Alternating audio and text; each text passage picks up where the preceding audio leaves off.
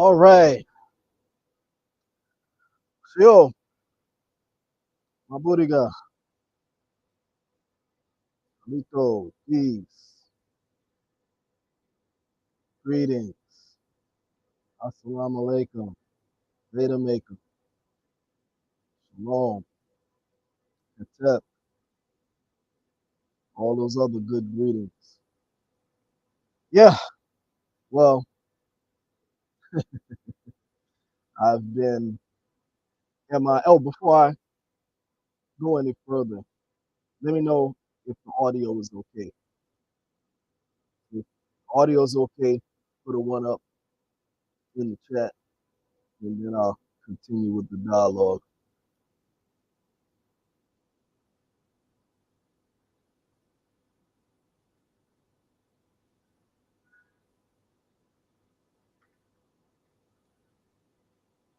How's the audio?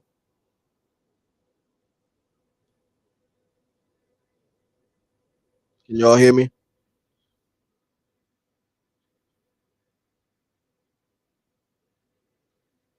Anyone? I'm just testing the audio. Not perfect. Okay. Let me see what's going on. Let me see.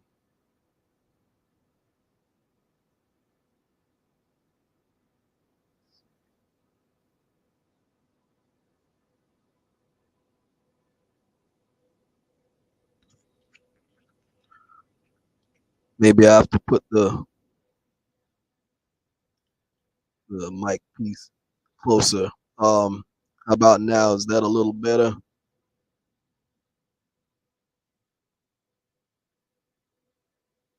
Is it cool? Is it free of distortion? Um, give me some comments. Okay, I see Awa Nasa said not perfect, but y'all can hear. Is that a little better now that I have the mic part closer to my mouth? A little further away. Okay.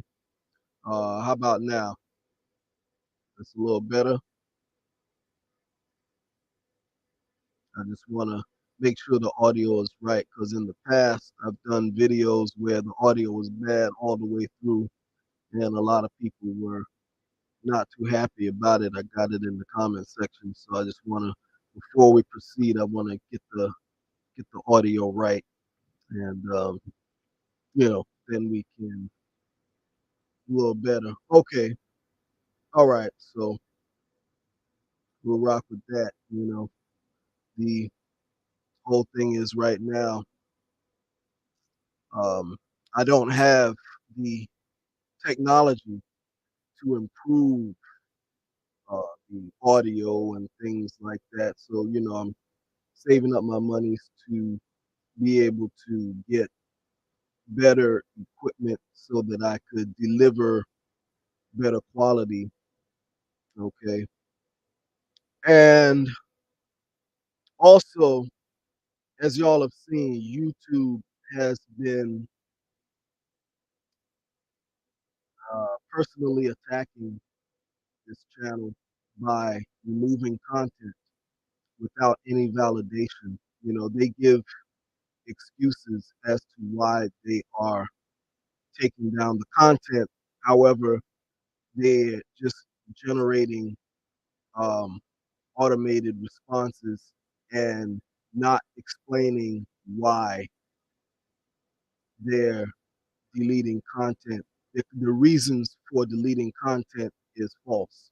Okay, they're saying that I'm promoting spam and let's say it's spam. And oh wait, I'll give you the. I don't want them to try to remove this for misquoting them. So let me go directly to what they're saying. I want to give you their exact words. Okay, give me 1 second. I'll give you their exact words.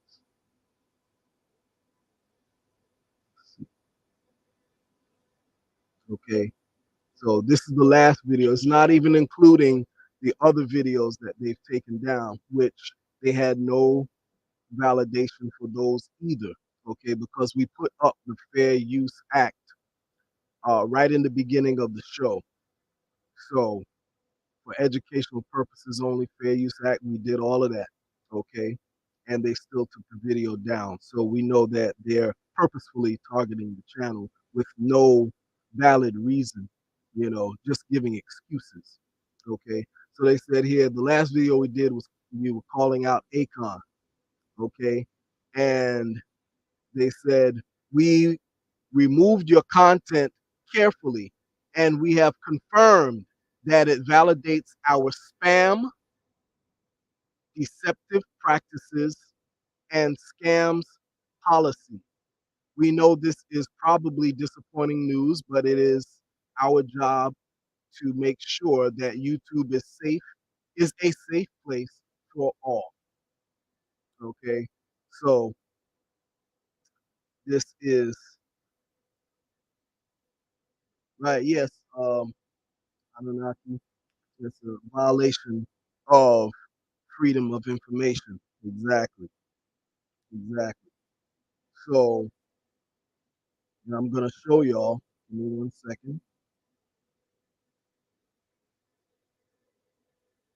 Give me 1 second.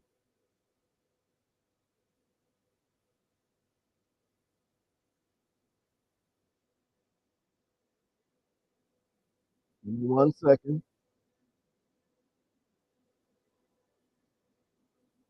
Okay.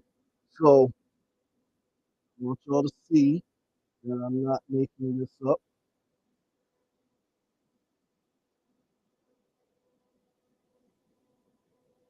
So this is their correspondence.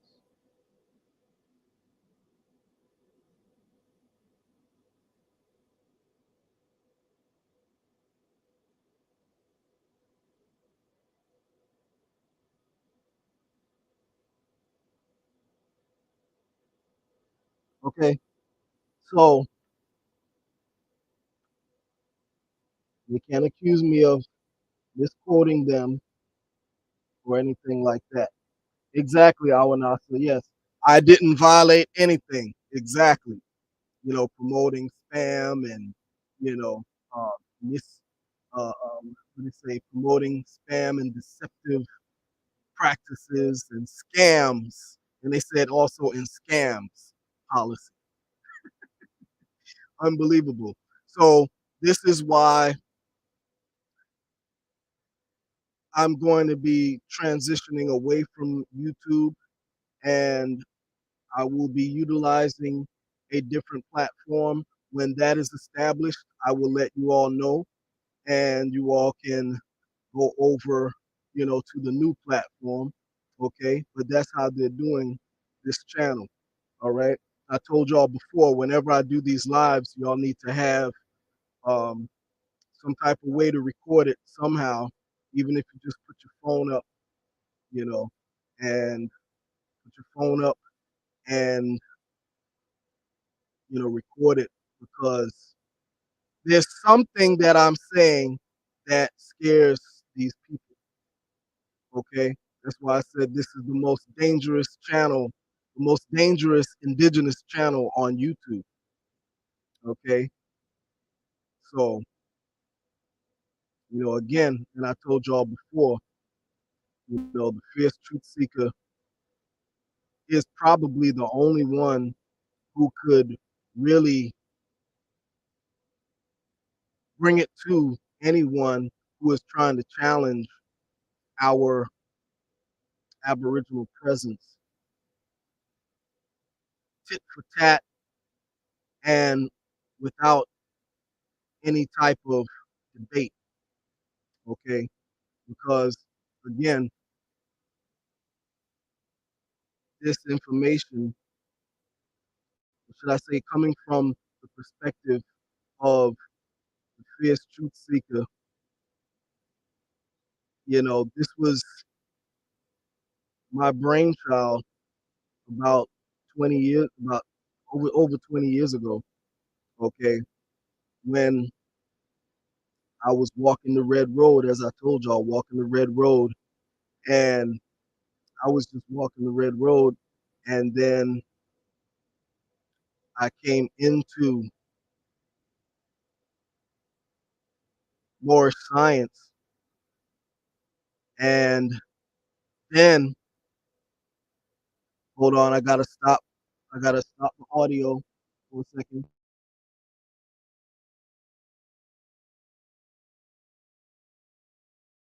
Yes, because of the fact that there was music playing in the background, they will take down the video. So I had to stop. So periodically, I'm gonna stop the audio when music is playing in the background because they will use any excuse to delete the video. Okay, so whenever there's anything music-wise playing in the background, I'm gonna stop the audio until it is over. Okay. So anyway, like I was saying, and then I came into more science teachings, and they were talking about a connection to the indigenous peoples here. Okay, and there were some people who were um, making these connections during that time. So I can't say that I am the only one who has done it, but what I can say is that I took the generalizations out of it and did the in-depth made the in-depth connections to the how and showed how the two connect, okay? Meaning the Moors and the indigenous peoples. I followed up on the leads that the Moors in their oral history, okay? Because as y'all know, I came into the Moorish via the Moorish science via Hakim Bey, via Reverend Phil Valentine, okay? So I said, well, okay, but I practice the culture, the indigenous culture. So I hear these more saying certain things, but there's not enough proof, not enough evidence, not enough, how should I say it, not enough documented evidence, and not enough lining up with the oral history. So being that I practice the traditions and the culture, I was able to bring another dimension to um, making those connections. Okay. And so I presented that information to Hakeem Bey. He was like, yo, you need to present this, you know. And so from that point on, I just made it my mission to journey on the um, Moorish science, um, Fez, and the feather connections, you know, and started just writing down, creating journals and things like that, presenting the information on YouTube. We're talking about in the early 2000s, okay? And yes, it is a threat. It is dangerous because you got to remember there's been a campaign to destroy any uh, platform that's making those kind of connections, okay? Because what the more science did that a lot of the people who look like us, who were calling themselves indigenous at that time, they were just looking at the slavery aspect, okay? And we're talking now, I'm not talking about just individual because there's always been individuals who've made well um who made the claim that we didn't come from anywhere, you know, uh we were indigenous to here. There's always been individuals, but again, we're talking about as a body of knowledge and a school of thought. Okay, that's something different. You see what I'm saying?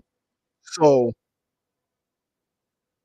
as a school of thought, you know. it was the Moors really that we have to give credit, you know, to being the ones who pioneered what we call the what people call the Aboriginal movement today, okay, which has taken a deviation from the original teachings, okay, from the original teachings, okay, in that in the original teachings,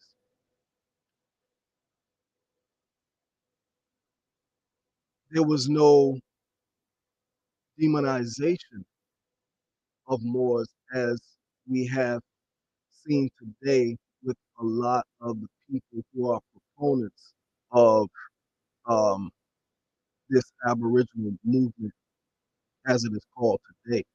Okay, it's not something new; it's an outgrowth of Moorish science. Okay, and Cobra Assassin, hey, peace, bro. He says, hold on, let me look at it on the bigger screen.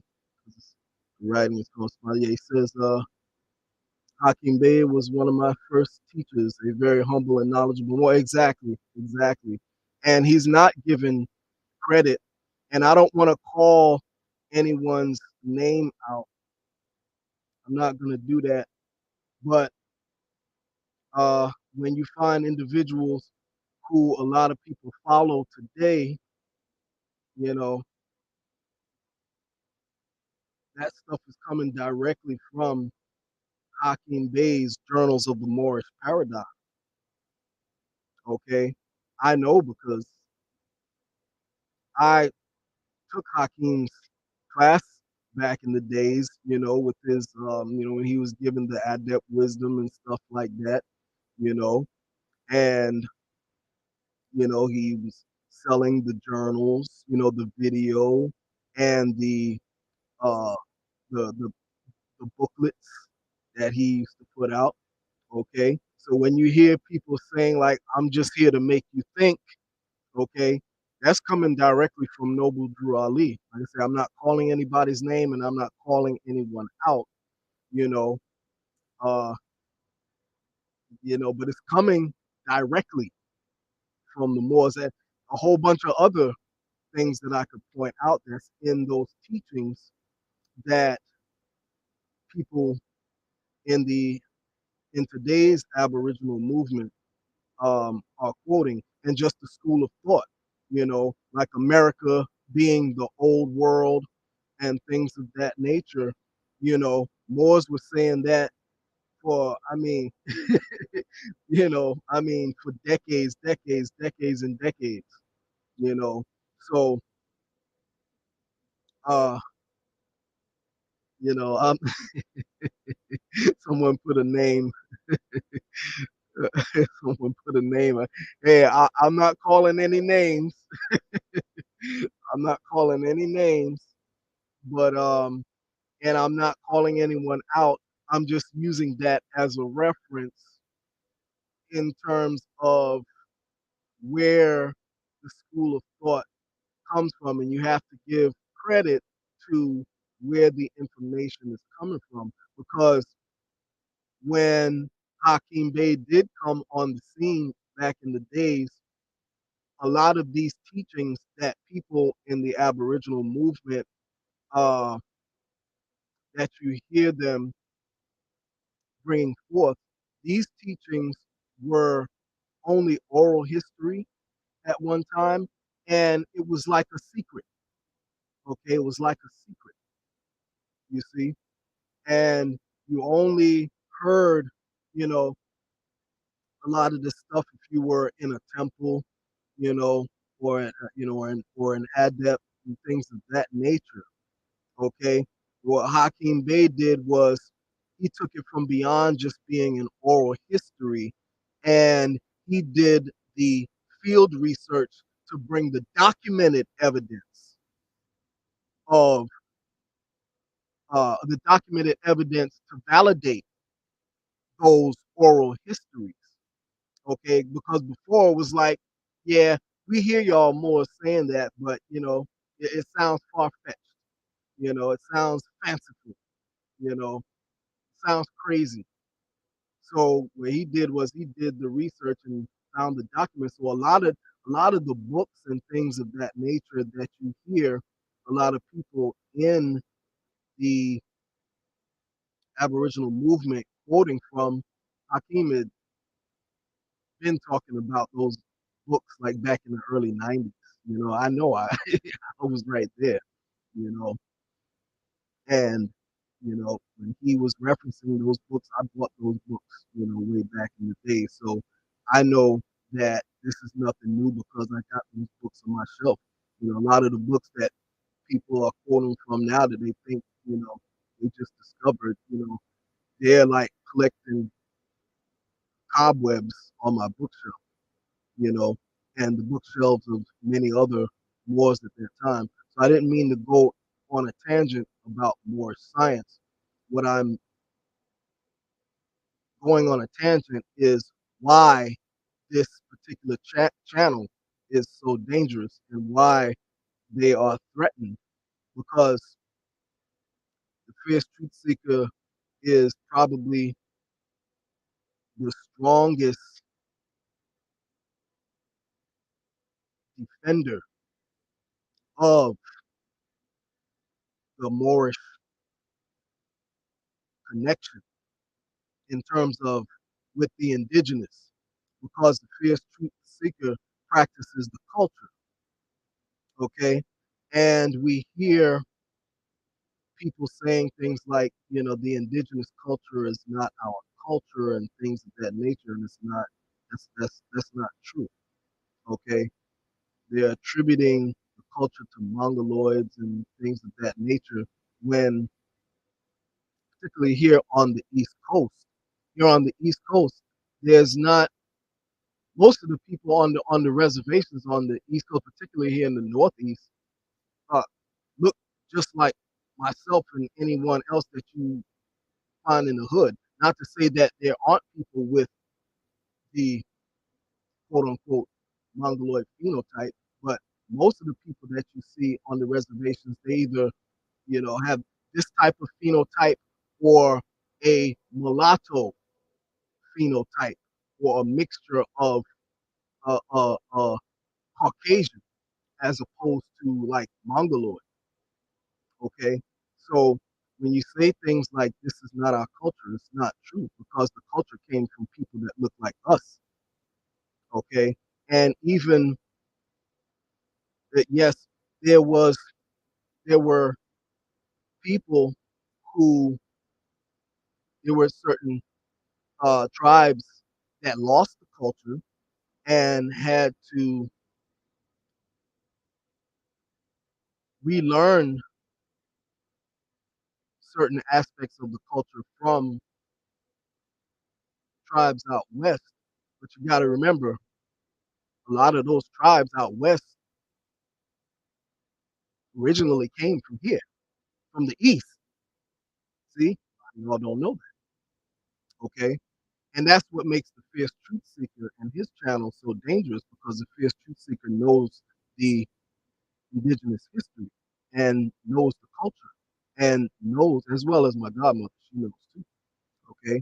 Because myself and Firebird, we were on YouTube talking about this stuff before any other uh, channel that's running today, uh, talking about these type of matters. Okay, so of course you won't find those videos under the title of the Red Road East because the wasn't called the Red Road East back in the days. Okay, it's called the Red Road East much later, 2015. Okay, but that was the new channel. Before that, we were the Mound Builders. Okay, so anyway, we're talking about why they are looking to shut down the Red Road East. I'm telling y'all now, this is why. Okay, there are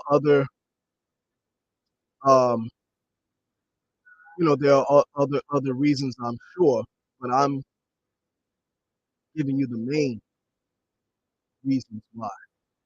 Okay, So anyway, um, we are on the day of the sun or the sun day, and I wanted to do the live today. Of course, you see, I didn't announce doing the live, and I did that intentionally because of the fact that this channel has been targeted. I purposefully did not announce that I was going to do a live. Okay. And I also will not be using any visual aids in terms of video or anything like that because they will take the video down. Even if I put up the Fair Use Act, they will take it down as they have done. Okay. So any uh, reference, any references that I will utilize, I will refer you to them and you can go to them. You can open up another tab on your computer and look at the reference as we go along. And I'll wait and I'll tell you where on the timeline to look at the videos. We have to go around the world, you know, in order to get around their censorship. Okay. So anyway, today is the Sacred Sun Day. And I wanted to talk about, before we go forward, I have quite a few things that I want to talk about. But before I get into the more political stuff, I want to start by talking about some of the sacred things that prompted me to do this live today. Okay. So don't go anywhere, please. Okay. The sacred part is just as important as the mundane because as original peoples, we didn't make a separation between the mundane and the sacred, okay, or the esoteric and the more exoteric information, okay. Everything was interconnected, not separated. That's Western, okay. But we had a holistic approach to life, okay. Culture was intertwined with the spiritual, okay. So anyway, many shows in one of the previous shows, I think in two of the previous shows, we on the Sacred Sun days, we talked about dreams, and we talked about how dreams are actually, well, there's many aspects to dreaming. Sometimes it's just leftover baggage from the day that just ended. Okay. Sometimes you're you may be getting messages in terms of getting premonitions and things of that nature. Sometimes you are actually traveling to other places, okay, in your astral body, okay. So, and I told y'all this before, okay. I also gave you the some tools on how to actually wake up in your dreams and be and consciously participate in your dreams, where you're sleeping but you're conscious that you're sleeping, and you can manipulate what's going on in your dream environment. Okay, I gave you those tools before, so we're not going to go back over that. If you want to learn how to do that, just go back to the previous videos. Uh, right now, I want to go forward with updates. Okay, and last night while I was sleeping, and this is real talk. I have no need to make up anything. This is real talk.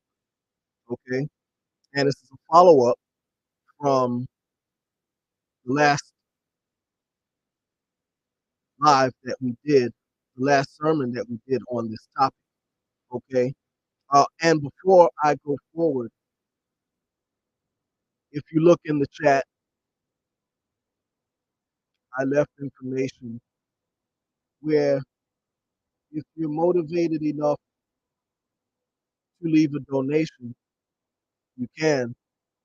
Okay, and again, we're going to be making a transition from YouTube and going on to another platform. Unfortunately, it's going to be a paid platform, you know, but I'll give you more details on that once that is fully established. Okay, so for those who want to support in that effort, I'm leaving the information uh, via PayPal and via Cash App. All right. So anyway, so last night when I was asleep, I had a dream, if you can call it that. I don't even really call it a dream.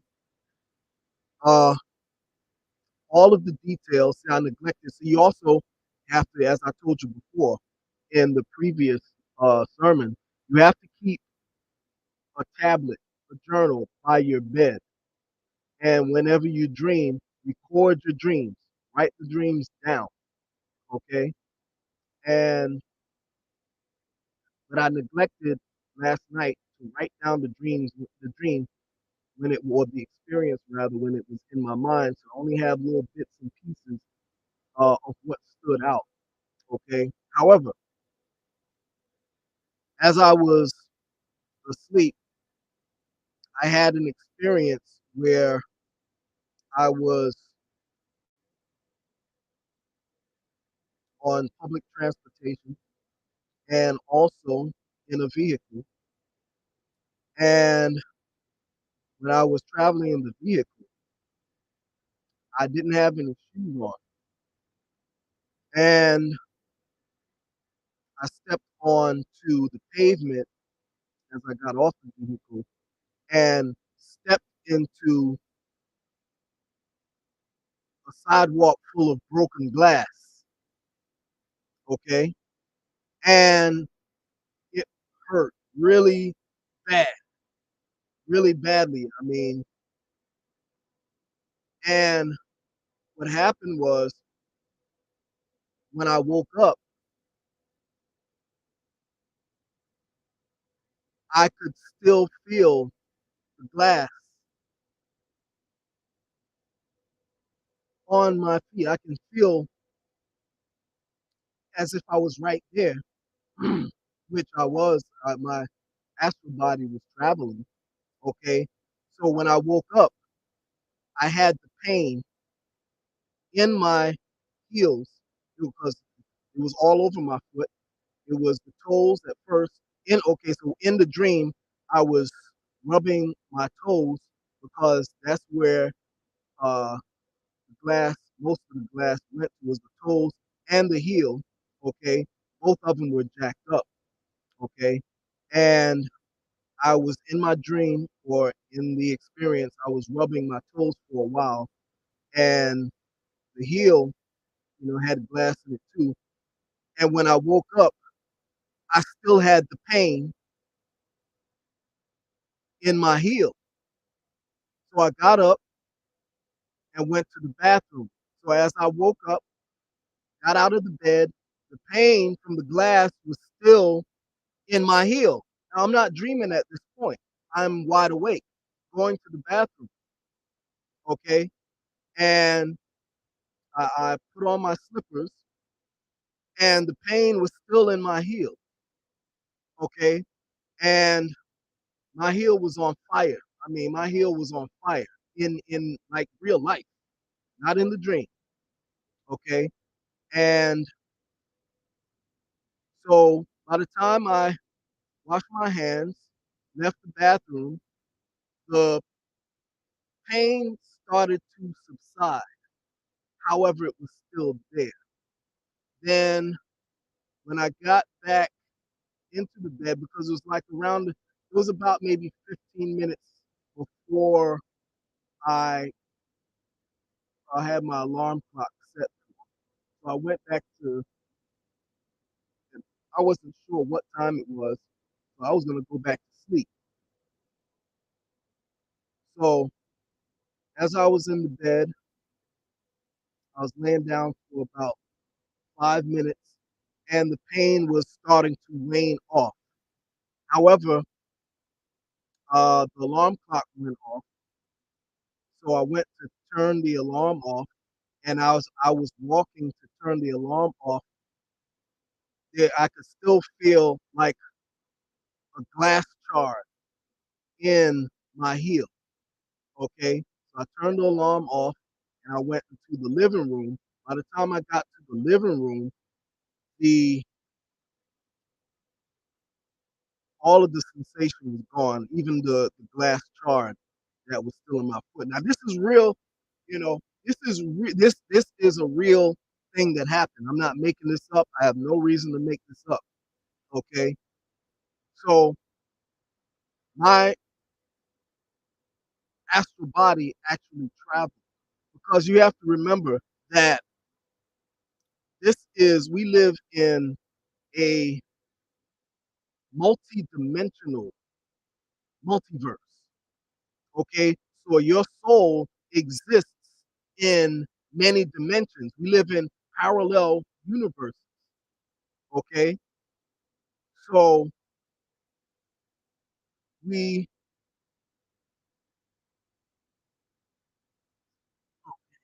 oh yeah, yeah. Cousin, like the glass is fragile and it may indicate that the person needs to be more careful when handling their words. And that's true too. Yeah. But also in addition to that, this was actually, you know, an actual experience as well, you know. And so, as I said, we live in we live in parallel universes, you know. And as you are in existence, as you exist in this particular dimension, you are actually having another. You actually have another life in another dimension and many other dimensions as well. Go and watch the movie. Okay, they put it in a movie. Watch this movie. It's on Netflix. It's called The AO. Has anyone seen that movie, The AO? If you've seen that movie, um, put a one up in the chat. Put a one up in the chat if you've seen The AO on Netflix. It's either the AO or the OA. I think it was the AO. Has anyone seen that? I'm the only one that's seen the AO. Wait a minute, let me. I want to have the right name. Let me look it up. Give me 1 second. I want to make sure I have the right name. This way, if you go to reference it, then you're looking up the right thing. Hold on 1 second. You're right. Type this in. Movie.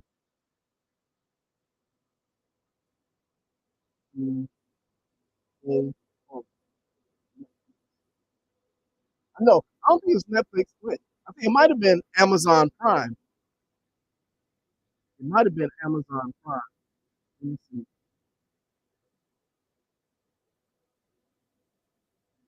Give me 1 second.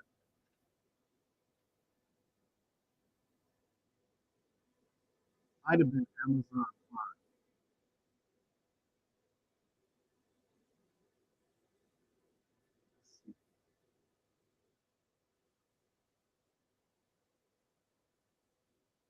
Okay, it's I had it wrong. It's the OA. Yeah, yeah, you got it right, Awanasa. Yeah, the OA. Did you see it? Awanasa? You see that movie?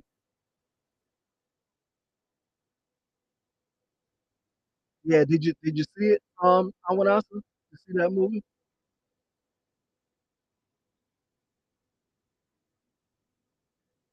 Yeah, the OA. It's a real good movie, and it's a lot of science in that movie, and it's basically so if you watch that movie, it what I'm saying about my experience makes a whole lot of sense.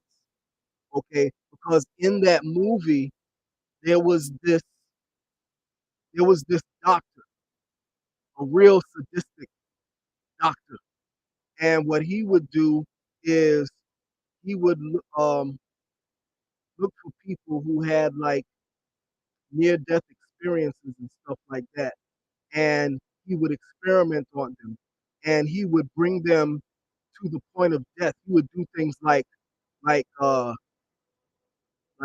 drown them in water and bring them to the point of death. Then right before they die, he'd bring them back up. Before they suffocate to death, and or he would strangle them, and he would monitor on the computer what was going on in their brains and things of that nature. Okay, and so he was trying to conduct these experiments so that he could learn how to access the other world or the other dimension, should I say? Okay, and some of these people he wound up killing, and then going into the other dimension. Okay, and in the other dimensions where their soul existed in a parallel universe, he would meet them there, and but a lot of them wouldn't remember what went on in this particular dimension. It's been a while since I've seen it, so since I saw it, so it's it's kind of cloudy in terms of all the fine details, but that's the gist of it. Okay, and but it's real. We exist on many different, we exist in many different dimensions. Okay, and that's the experience that I had last night. It was like the AO because what happened in the OA, I'm sorry, there would be carryovers from one dimension to the other. What happened last night was a carryover. Okay, so anyway, you can program yourself to be able to become conscious in your while you're sleeping. You can be totally asleep, but totally conscious. Okay, I've done it plenty of times. Okay, so I just wanted to share that experience. Are premonitions similar? We have. I used to get premonitions all the time, cousin. I used to get premonitions when I was, particularly when I was a teenager. I would see things happen before they happen. I would know what people were gonna, do before they would even do it. You know, it's not as I don't get them as much now as I used to. And of course, because as you're older, you have more responsibilities. You're more in survival mode. You gotta pay bills. You know, all of those factors. You know, when you're a teenager, you don't have as much responsibility. Your mind is more free, okay? And those things can happen, you know. Um, Narcissist, you you called your ex husband, you hadn't heard from in a long time, you looked him up, and he transpired. Yeah, so he was trying to communicate with you. Yeah, that's what that was. And that happens. That happens. That's like when one of my uncles had passed away. He communicated that we didn't know what he passed away from. He communicated that he communicated what he passed away from, and the doctors had confirmed that that's what he passed away. So it's real, you know, it's real. And yeah, so you know, I just wanted to share that experience and to let y'all know, just utilize those exercises that I had given you before, and you can start doing this stuff yourself. It's not anything that's exclusive to me. These things, what they call uh, extrasensory perception, clairvoyance, clairaudience, these different types of things. It's not something that's not attainable. You know, we have the ability to do all of these things. If you do the right types of exercises, things of that nature, you know, chakra work, things of that nature.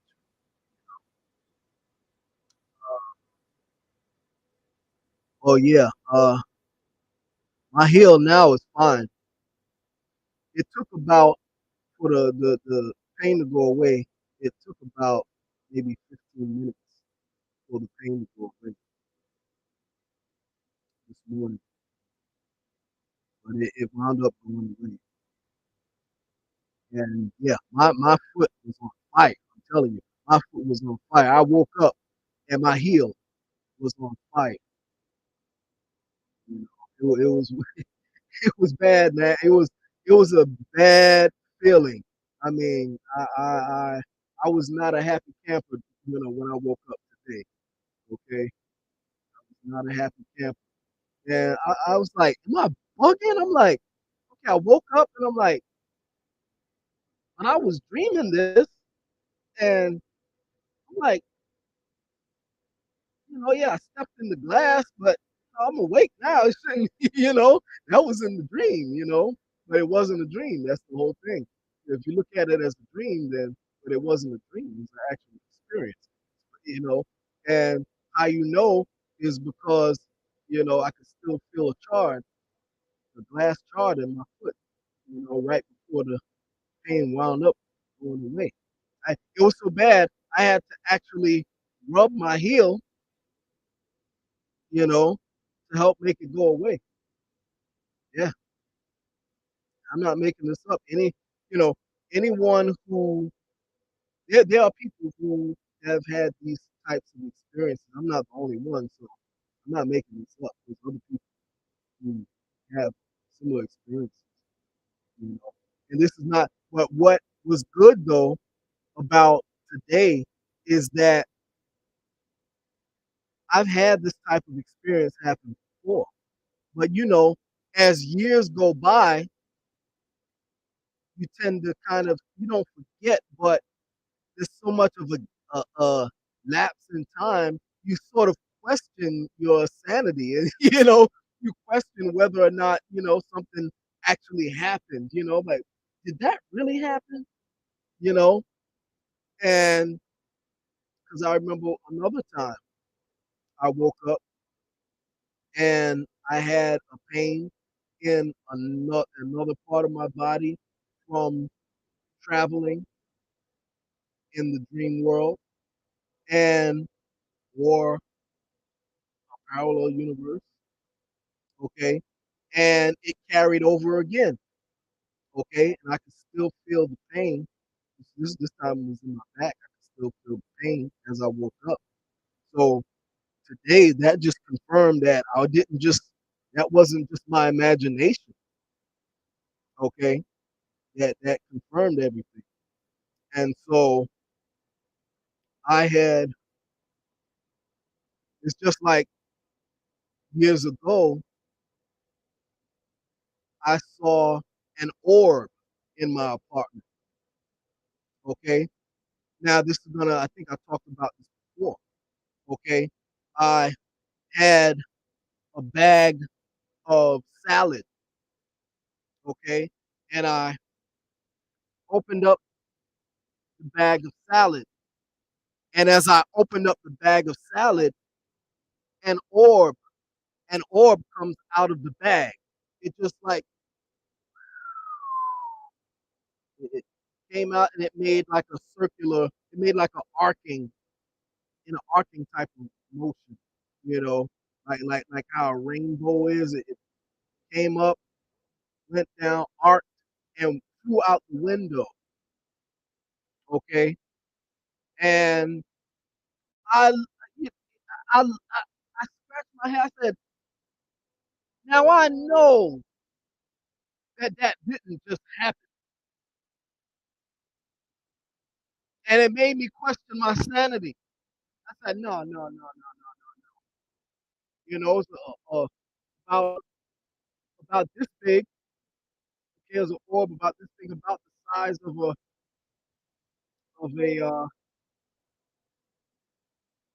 paddle ball. You know, when we were children and we had the little paddle ball with the rubber band and the little ball attached to it. And you hit, and you hit, and you hit. It's about the size of one of those. It just came out of the salad, arced, and went zoom right out the window. I said, "Man, that is impossible." However, it did happen. But as time goes by, you know, you start to question like, did that really happen? You know, so sometimes, you know, when things happen again, it reoccurs. It just, you know, confirms, even though it's a long time ago. No, no, stuff like that actually happened. You know, so you see, what you saying here, cuz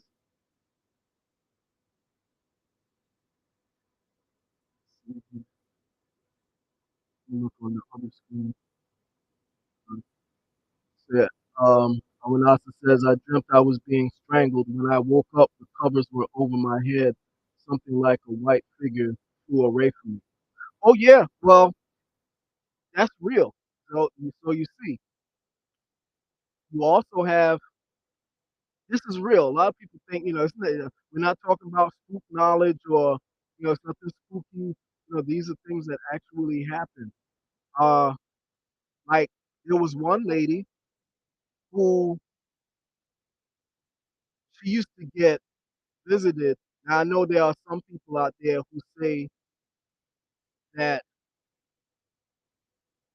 there's no such thing as incubuses and succubuses and things of that nature. They don't know what they're talking about. Okay, she used to get visited by an incubus. Okay, and he told the lady, he said, "One day I'm gonna kill you." And he used to like screw her. Okay, this is in this like an invisible entity. He used to screw her. Okay, on many occasions. He said, "One day no," he said, "One day I'm gonna take you with me." Okay, meaning she was gonna die, and he was gonna take her with him. Okay, and she was scared for her life. And sure enough, what happened? Okay, and I know plenty of ladies who it happens to men too. You know, I'm talking about the ladies right now. I know plenty of ladies who have told me that uh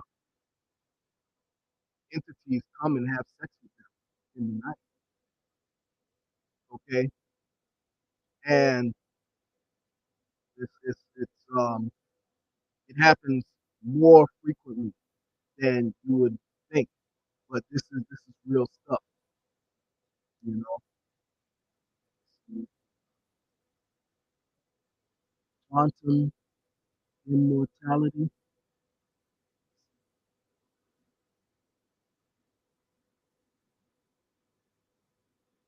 Quantum might you all might want to check out a demo called The Theory of Quantum Immortality. Yeah?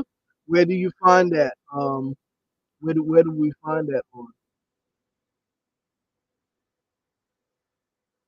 Is it on like Amazon or Netflix or something like that?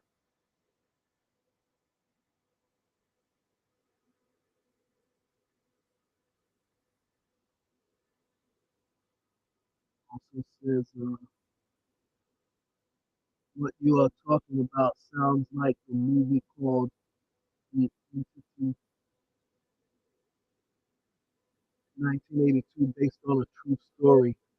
That entity was very violent. Oh yeah, yeah, that happens too. Like my father, years ago, he actually got into a physical altercation with an invisible entity.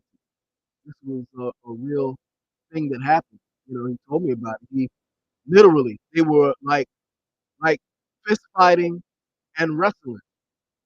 You know, this is nothing made up. He's not the type. My father is very grounded. You know, so you know how some people, they ain't really into no religion or nothing like that. They just, like, ground. He's very grounded. So, but he said that actually happened to him. He got into a physical altercation with an invisible entity. These things are real. Oh, quantum immortality can be found on YouTube. Really? I'm gonna check that out tonight. And what about what about the entity? Where can we find that? Is that on YouTube as well?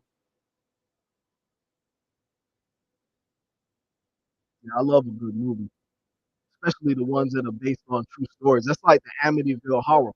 How many of y'all old enough to remember the Amityville Horror? That was based on a true story. But that was that where those people that was located in Long Island, okay, and those houses were built on the indigenous burial ground out there in Amityville in Long Island.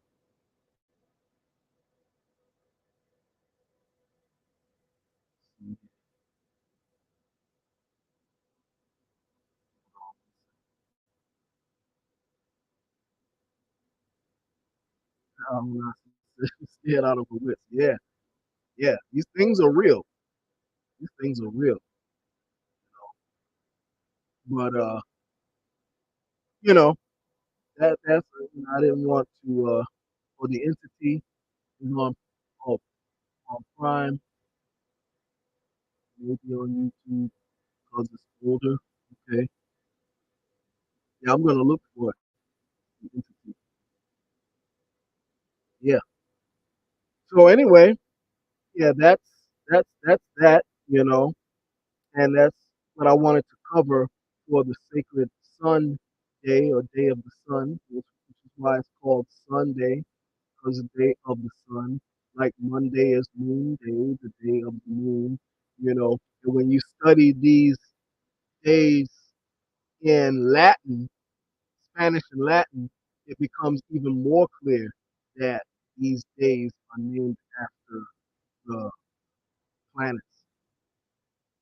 Okay, and yeah, so I thank everybody who's joined in so far. You know, and yeah, for those who are just tuning in, you want to check out, what you've missed so far. Then after this is done, if they don't pull it down for no reason, don't be surprised. Even though I didn't use any video or any reference, don't be surprised if they take it down anyway. Okay, but Yeah, thank everyone who's joined in so far. So now we dealt with the sacred, so now we'll deal with the mundane. So they took my video down because we were talking about Akon. All right. And there's thousands of channels out there talking about Akon. But because the Fierce Truth Seeker went in, they decided to pull it. Okay. So I'm gonna do it a different way today. Okay. We're still gonna talk about Akon. Okay. So before we left off, okay, before we left off, we were talking about Akon, and we what I wanted to we showed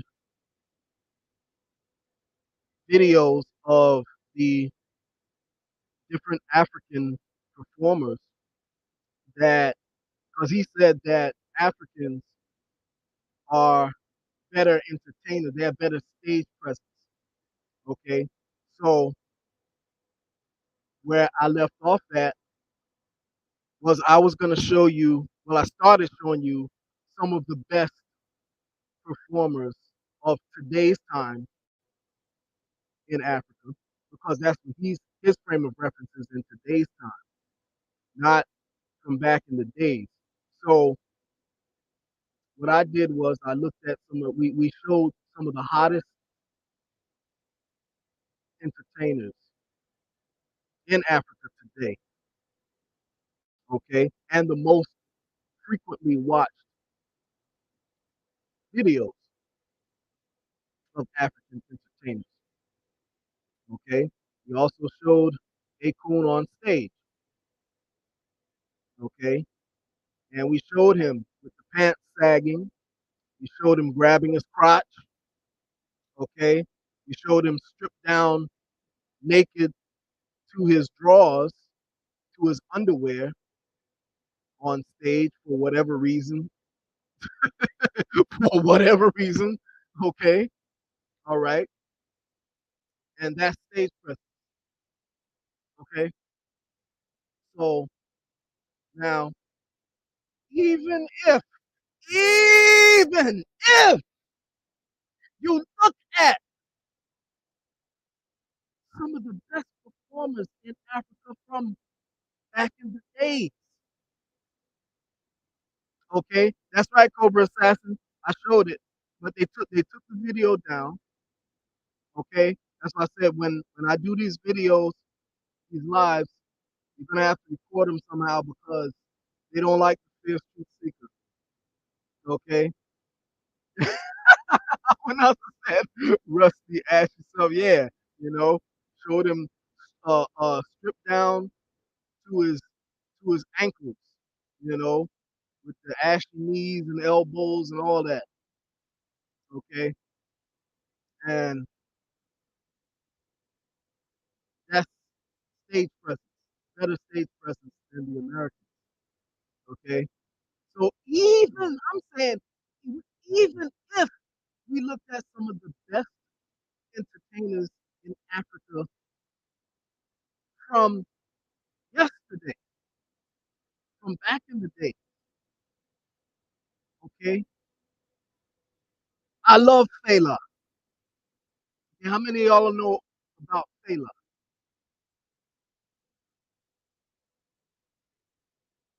How many of y'all have ever heard of Fela? Fela, Fela Kuti. I know I'm dealing with somewhat of a younger crowd here, with the exception of, my cousin Awanasi, and maybe a couple of others. But maybe y'all haven't heard of Fela. So I'm going to reference, since they won't let me show it, I'm going to give me 1 second and I'm going to find a video for y'all to check out. Give me 1 second. on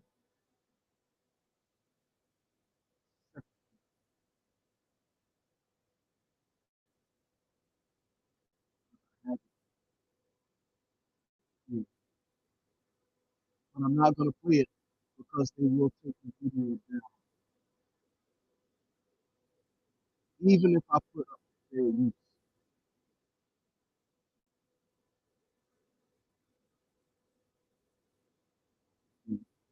So, see, just give me a second.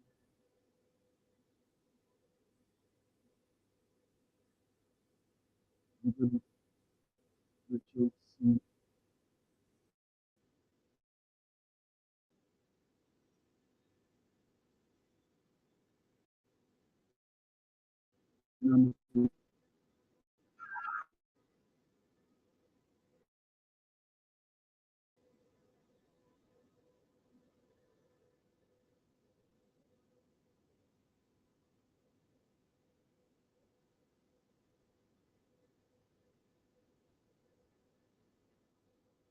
Okay, I'm gonna put here.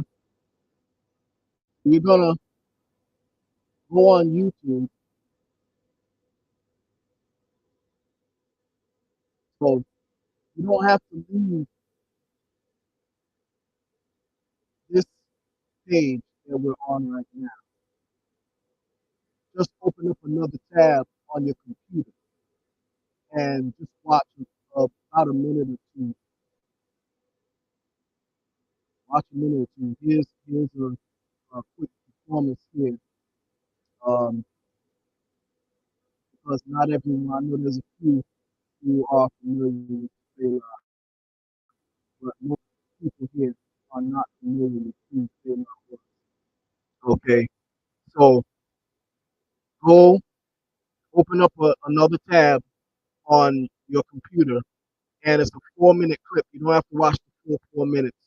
You know, just watch a little bit, like watch like about 2 minutes, just so that you can get a reference of who Fela was. Okay, and I'll wait before I move on to the discussion and let you watch that right quick. So go ahead and type that in, open up another tab and type in Fela, okay? Fela, let me put it on the screen here. So you see that on the screen there, okay? And type that in your search on YouTube and then come back.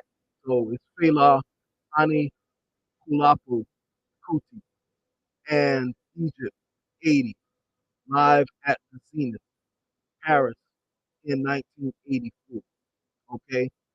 Now, Fela, well, I'll wait. I'll wait before I start talking about Fela. Go ahead.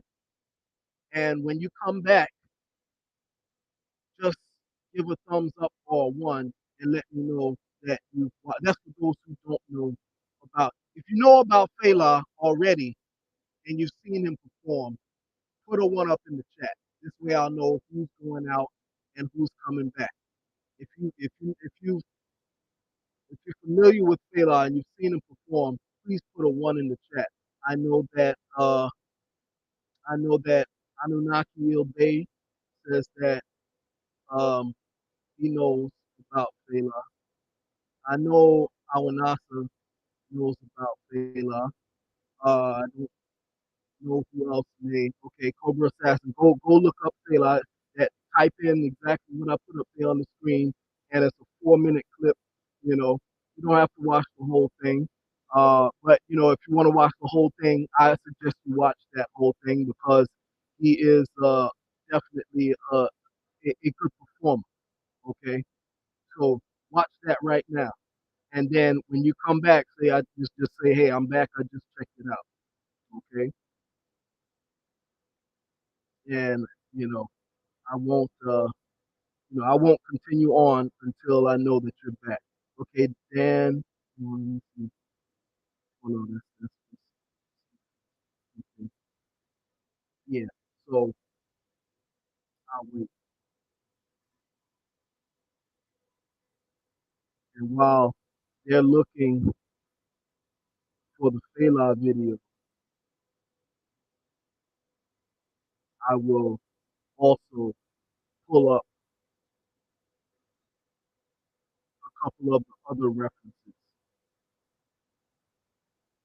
So give me 1 second. I'm gonna the play some music as I gather up the other references that I was gonna play the last time that we were live that they shut us down for. And this way I can give you all the references to look at as we go on. That's how we'll have to do it for now, okay? Because they're targeting this channel and they're looking for any excuse to take down my content. So this is how we'll have to do it until we get established on the next platform, okay? So as we speak right now, you know, I'm preparing to transition from YouTube to another platform, okay? So just give me a give me a minute. I'm gonna wait for everybody who went out to look at the Fela clip, and as they're doing that, I'm gonna pull up some of the other videos. So I'm gonna play some music in the meantime until they come back.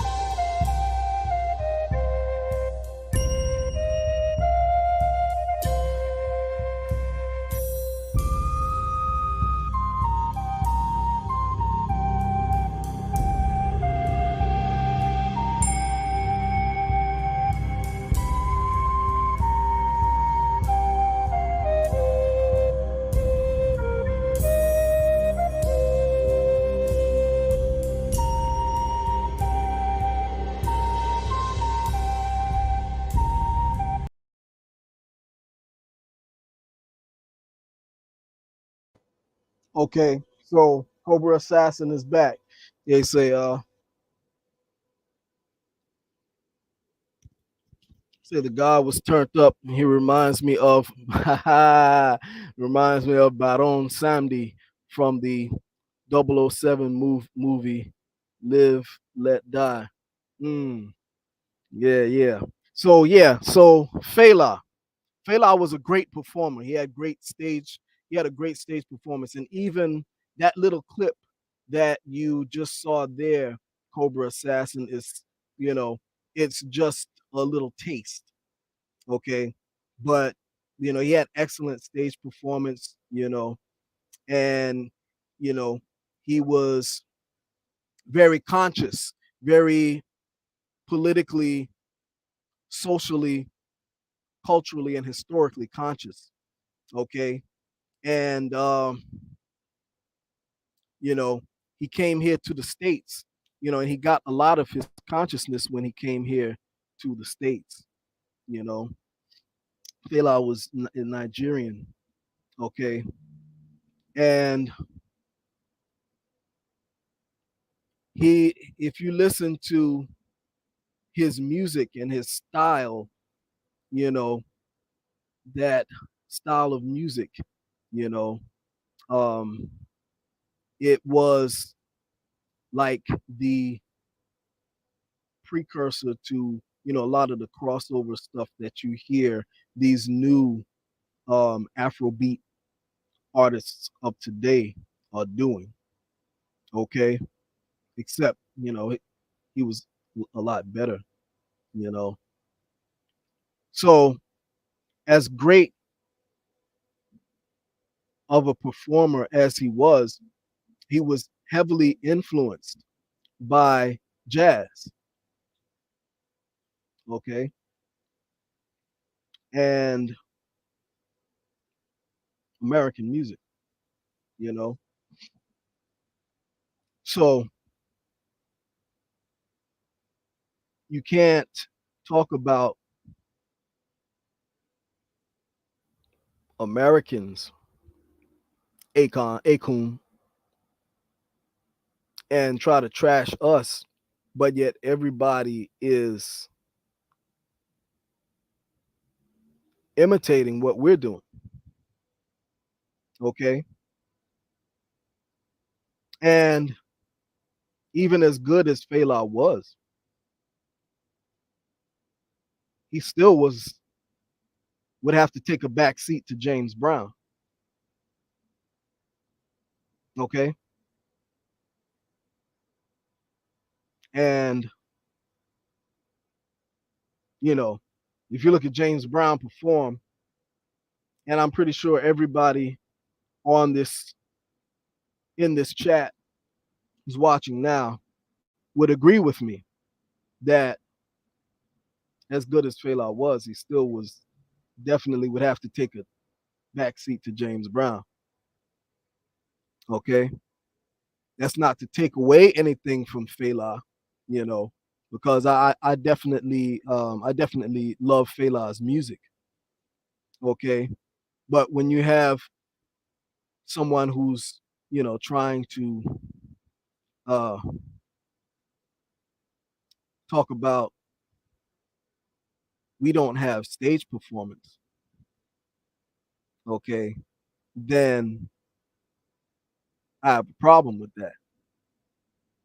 Okay. Then we have to do a critical analysis and compare the two and see who is really and truly better on all levels. Okay. Uh Now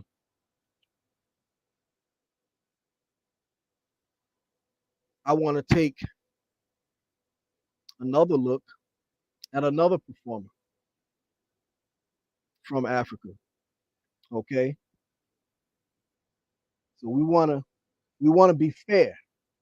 We want to be fair. We don't want to just throw African trash music up there. Okay. We don't want to just throw trash music up there. We want to take a look at their best and see if what Akon or Akon is saying is really true. Are they better than American performers? Okay. Do we lack stage presence? Okay. So I want y'all to take a look at another African artist who I am very fond of this lady's music. She's a very powerful vocalist, very dynamic vocalist whose music I love. Okay. And this woman comes from Mali, West Africa. Okay. And I'm the Fierce Truth Seeker is very fond of Malian music. I feel that Mali makes some of the best African music. Okay. So I'm putting her name up on the screen. And for those who are not familiar with Umu Sungar, I want you. How many people are familiar with Umu Sungar? Okay, my cousin knows. All right. Okay. Who else is familiar with Umu Sungar?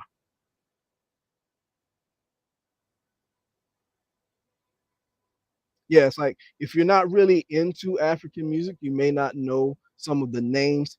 So now you see, cousin, why in the last live that I did, I know it was irritating to the ears of a lot of the viewers when I was playing the African music on the last performance. I mean, on the last live, but I wanted to, I wanted to be fair, and I wanted to meet Akon where he was at because he's talking about contemporary African music. But I wanted to look from a total perspective. Y'all know that the Fierce Truth Seeker is very thorough.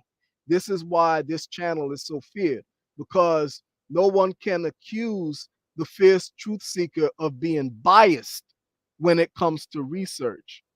Okay, because that's what they're going to say. They're going to say, oh, well, he didn't put any real African artists up there, you know. So I like to cover things from all bases, okay, and I like to do a thorough job. So I wanted to put it all out there so that all of the Akon sympathizers can't say, well, you guys are because y'all are American, y'all don't really know about African music, so you don't know what to put up on the screen. You see what I'm saying? So I'm taking the best of what they have in the present day, and I'm also including some of the best of what they have from the past. And we want to see who indeed is better, the Americans or the Africans, when it comes to stage presence and performance. Okay. So Umu Sungar, so it's just there are only two of us that are familiar. Oh, um, oh, Awanasa, are you talking about Fatu Diara? Is that who you're talking about?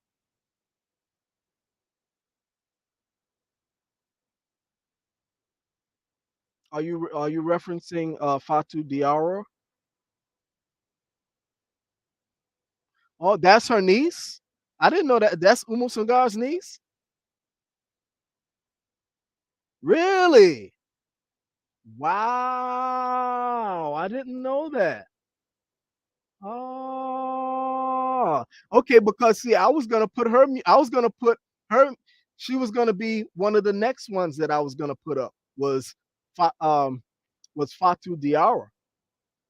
Okay, and I'm also I'm also a big supporter of her music. Okay. Oh, so she used to dance for Umu Sungar. Oh, okay. Ah, I didn't know that. Interesting. So For those who have never heard of Fatu of Umu Sangar, we'll deal with her first, then we'll go to Fatu. Okay, I want you to look. I'm going to put it up here in the chat. I mean, on the screen, and I want you to open up another tab on your computer. For those who, does everybody know? Everybody in the chat, does everyone know how to open up another tab on your computer? Because I know not everyone may be, I mean, I'm not computer savvy, at all, but I know like the basics. But does everyone know how to open up another tab on your computer screen so that you could watch something else?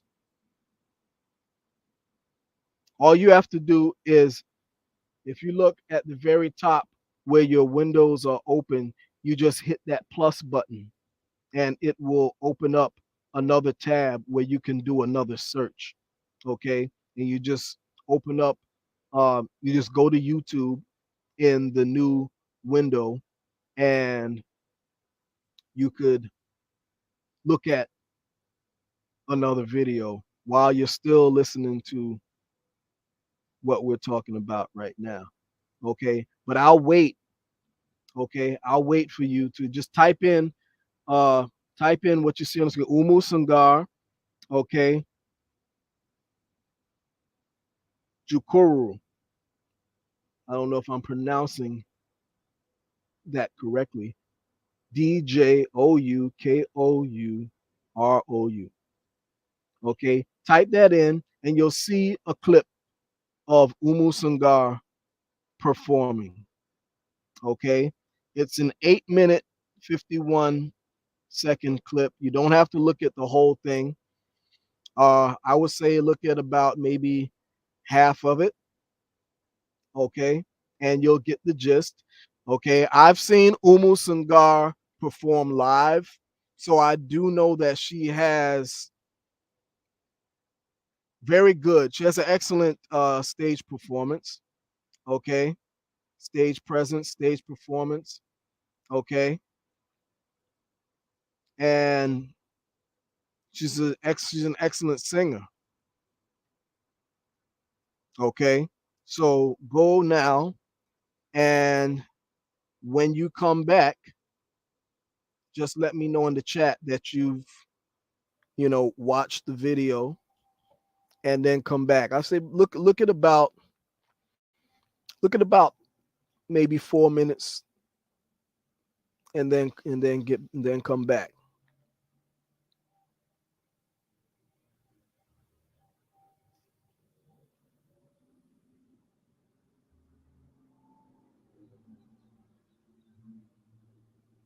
So yeah, Awanasa, while they're looking at that, we'll talk about Umu Sangar, what we know. Yeah. So yes, she knows how to work the audience and make them part of me. Exactly. Exactly. You know. And she can sing. She can definitely sing. You know. She has a very nice melodic voice, you know, and even if you don't understand what she's saying, you can still appreciate her singing, you know, her vocal abilities. Okay. So we'll wait for y'all to see, because I can't put it on the screen, because if I put it on the screen, then, they'll take my video down. I wouldn't be surprised if they take this down anyway. That's just how foul they are, okay, and how biased they are, you know, because they're doing this without any giving any valid reason, you know. Yes, indeed.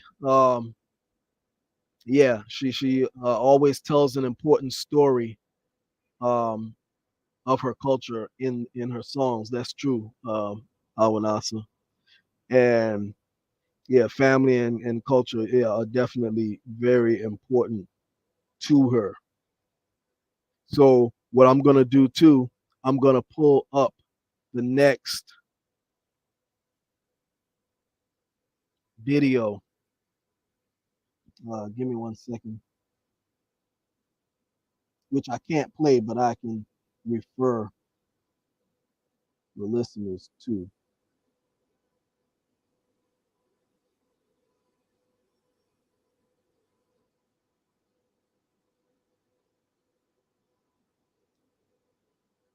Give me 1 second.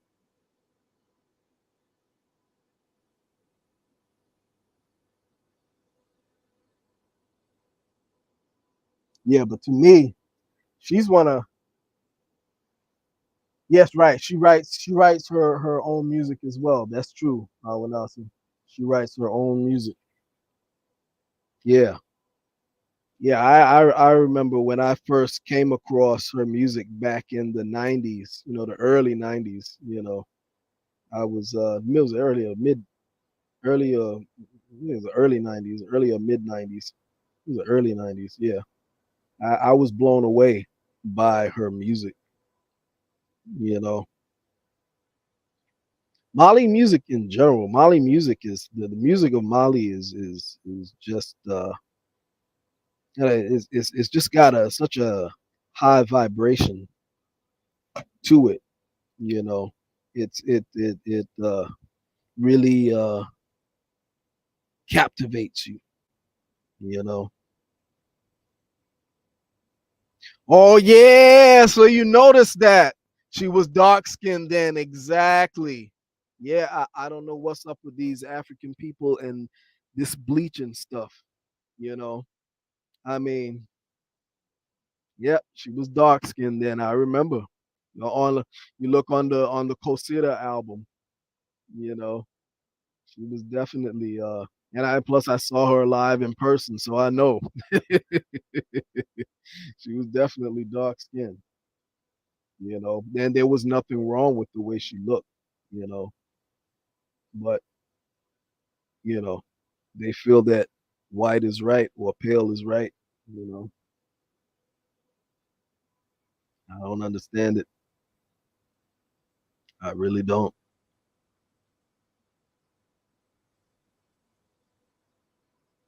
Yeah, yeah, beautiful woman, you know, nothing nothing she didn't need to alter herself in any kind of way, you know.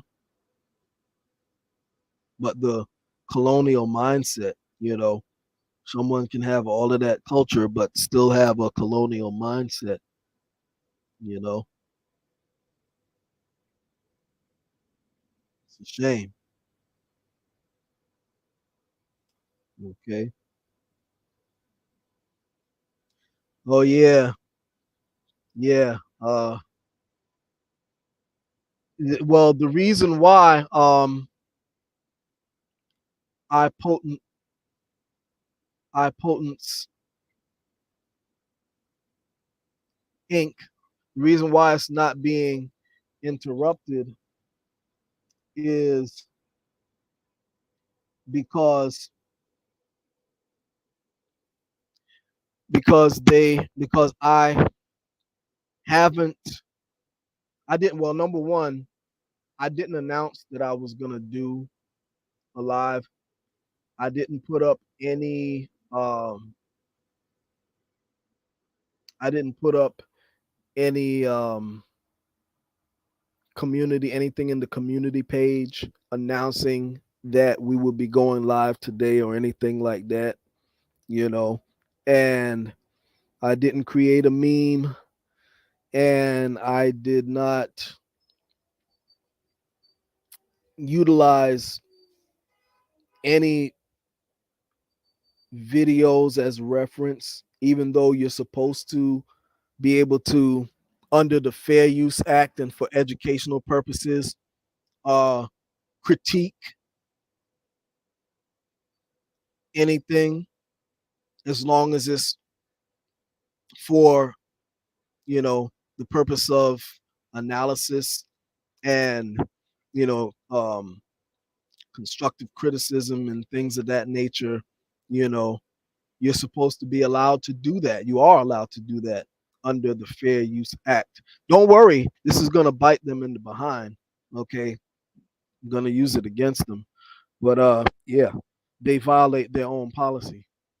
Well, they violate that policy, should I say, and their policies they contradict. Okay, but yeah, that's why the program is not being interrupted. So I don't know if you just tuned in. Um, I Potnessy. I don't know if I'm pronouncing IPOTNEC Inc.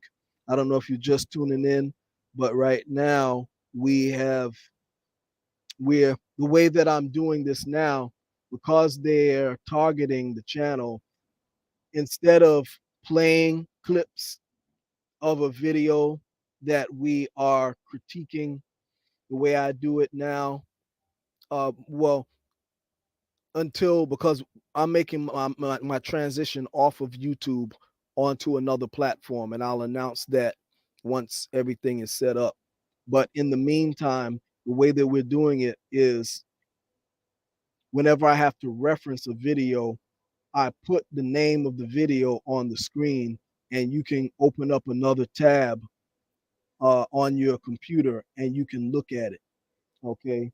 And then, you come back after you've looked at the part that I want you to look at, and then we talk about it. That's what people are doing right now. That's why we're just chatting right now. We're waiting for those who I referenced a video to. I'm waiting for them to come back now so that we could talk about it. And the video that we are looking at right now is a video clip of the performer by the name of Umu Sangar. Okay. And if you look on the screen, that is the name of the video on YouTube. So if you know how to open up another tab on your computer, just open up another tab and type in exactly what you see on the screen right there, Umu Sangar. And the name of the song is right there, Jukuru. Okay. And then when after you've watched, you don't have to watch the whole video. It's like almost a 9-minute video. You could just watch half of it just to get a frame of reference of who we're talking about. Okay. And then when you come back, just let me know that you're back, and then we'll talk about it. Okay. So go do that right now, and then let us know when you come back so we could start back up. But that's just how we have to do it now, because they will take the video down, because they've been taking down all of my videos, unfortunately, for no reason. Okay. So let me know when y'all come back after watching some of Umu Sangar. She's an excellent African performer, and we're critiquing something that Akun had said. He said that African performers have better stage presence than those of us in America. They say we don't have stage presence. Okay, so we're looking to compare, and we're looking fairly. Okay, we're looking fairly from a non-biased lens, and I'm putting up some of the best performers that Africa has produced, and we're looking at the best performers that we have produced here in America, and we're seeing who indeed has better stage presence. Okay. And as I wait for y'all to return, I'm gonna pull up the next video clip and have it ready for y'all. I'm gonna copy and paste it on the screen. So give me a second. I'm gonna play some music and wait for y'all to come back.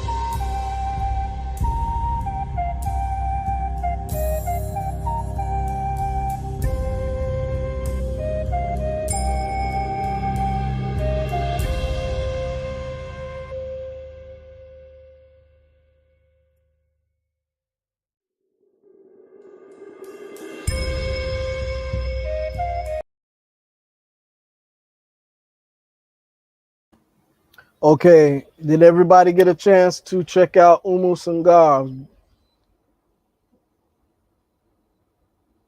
Kind of waiting for everybody to check back in.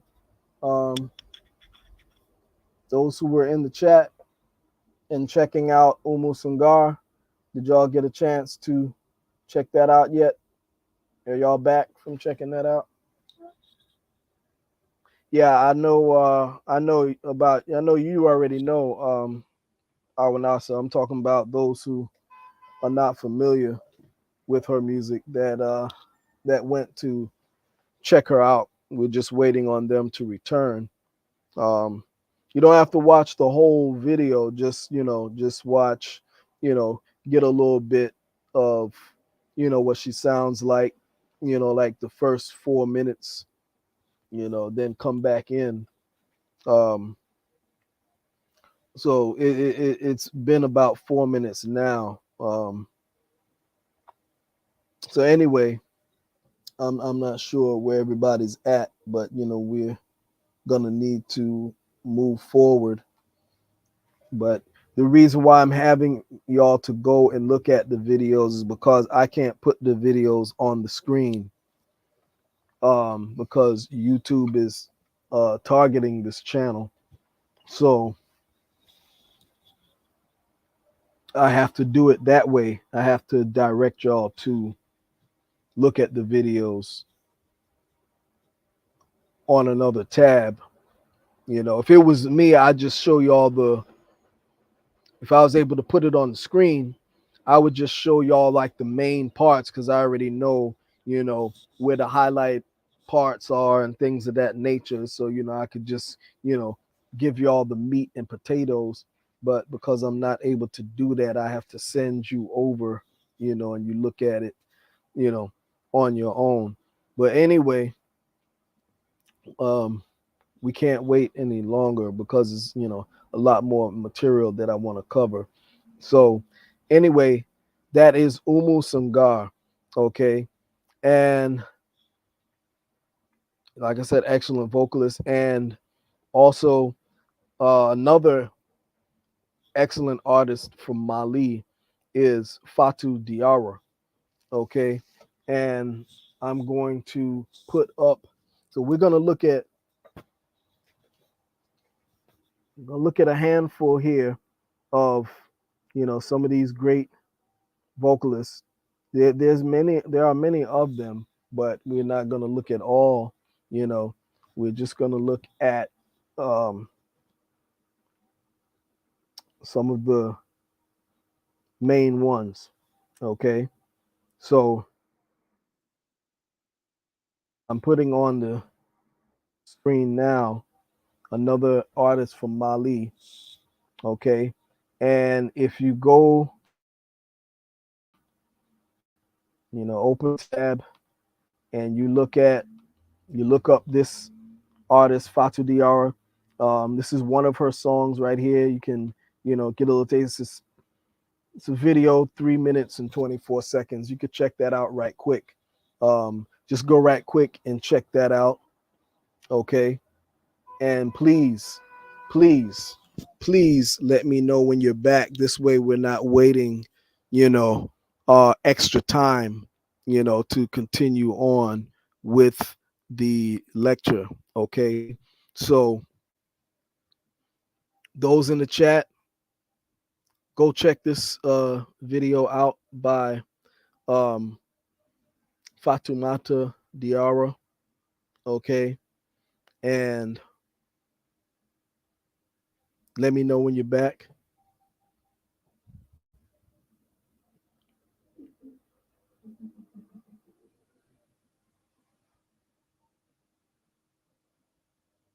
Okay.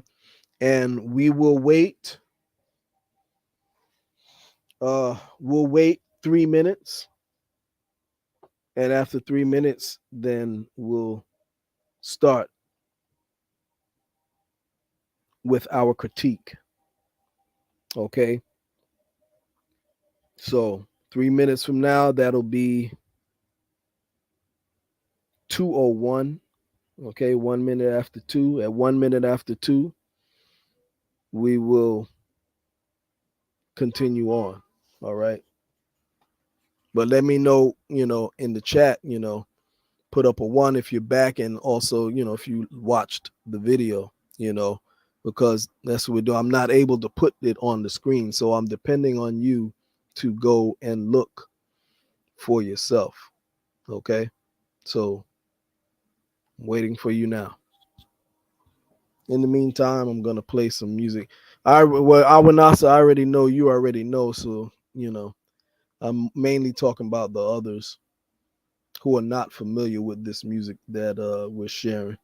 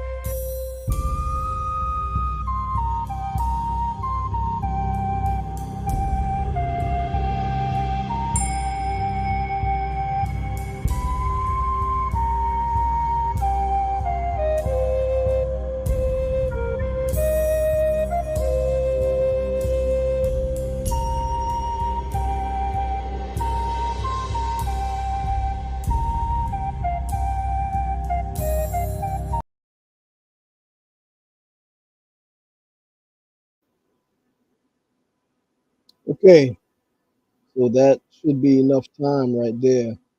I see Cobra Assassin is back. Okay, nobody else checked in, but we're gonna have to move forward. All right. So as y'all saw, that was Umu Sangar and Fatimata Diawara. Okay, and two artists from Mali. Okay, I just found out that Fatimata Diawara was Umu Sangar's niece. I never knew that. Okay, but I like both of them, and I knew they. So I was wondering if they were related because they both, sound very, very similar. You know, so I like both artists. Okay, so now I got one more for you, just to be fair. Three female artists. Okay, three, the magic number. I got one more for y'all to check out. Okay, I want y'all. Let me copy and paste this. I'm gonna copy. I'm gonna paste. One more. And how many of y'all in the chat are familiar with who Miriam Makeba was? How many of y'all are? I know the younger folk are not going to be familiar, but how many of y'all are familiar with who Miriam Makeba was?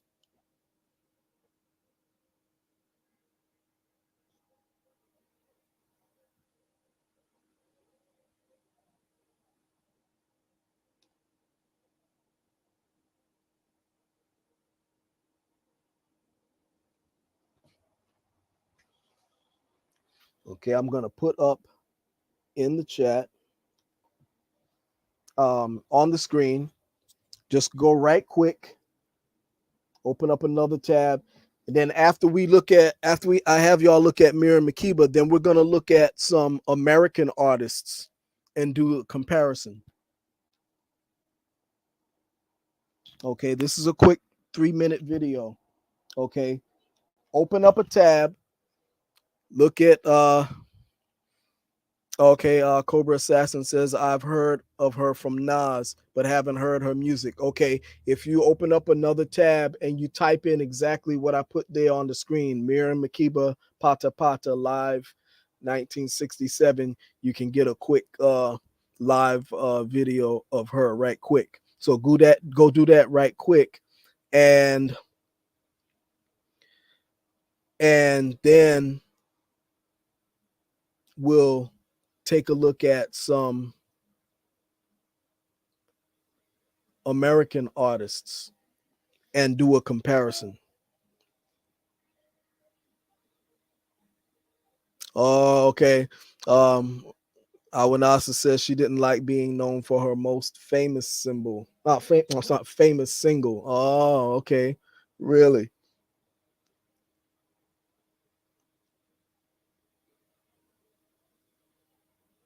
She was on TV with Harry Belafonte. Okay. Nice.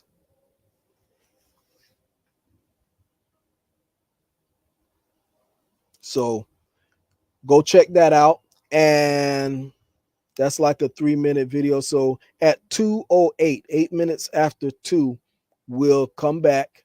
And in the meantime, I'm going to play the music here and we'll come back. Unfortunately, this is how we have to do it because YouTube will take my video down. So we have to do it this way. Yeah. So, okay. I'm going to play this song now.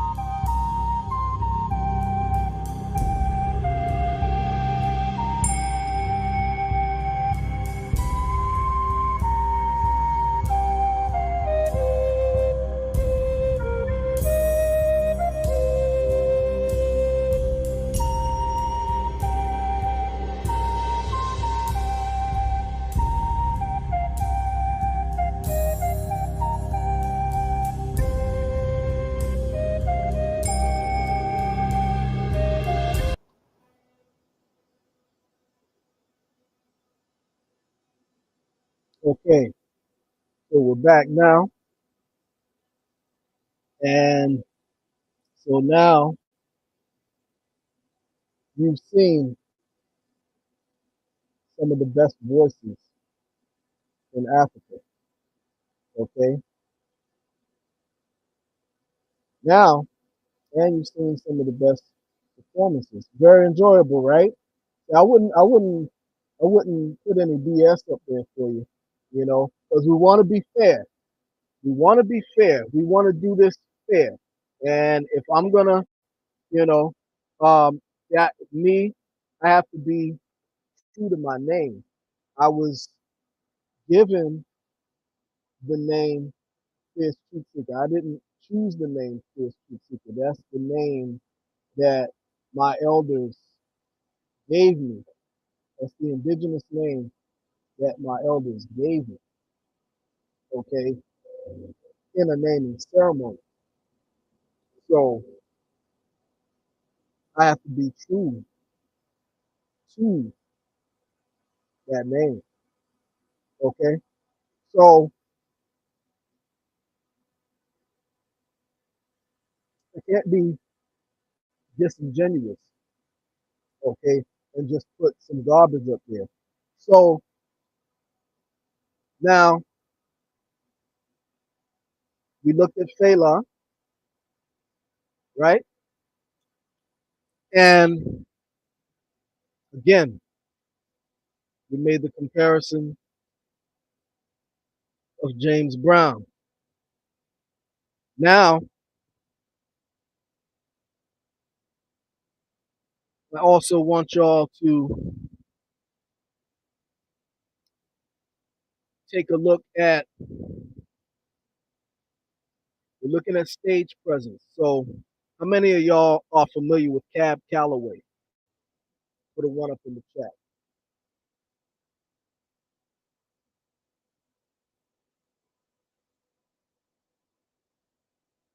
If you're familiar with Cab Calloway, put a one up in the chat. Okay, Cobra Assassin, got one. I already know that Awanasa is familiar. I don't even have to ask. Who else? Heidi Ho. Oh yeah. Who else is familiar with Cab Calloway that's listening right now?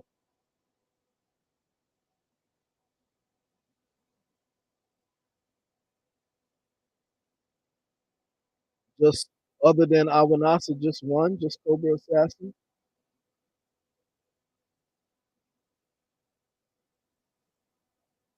Okay, so I'm gonna refer y'all for reference so that we can do this right. Uh, can't show it on the screen, so give me 1 second. I'm gonna pull up a good Cab Calloway video. Hold on 1 second.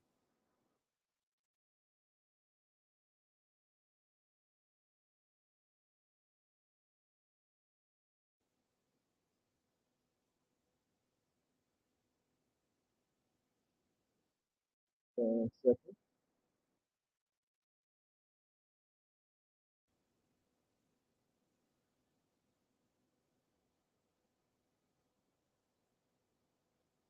How many of y'all are also familiar with the Nicholas brothers?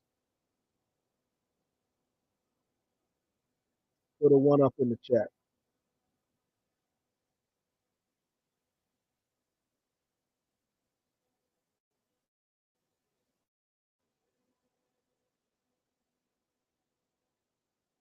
I already know that Awanasa knows. So, okay, Cobra Assassin's not familiar. Okay, so Cobra Assassin, you are familiar with breakdancing though, right?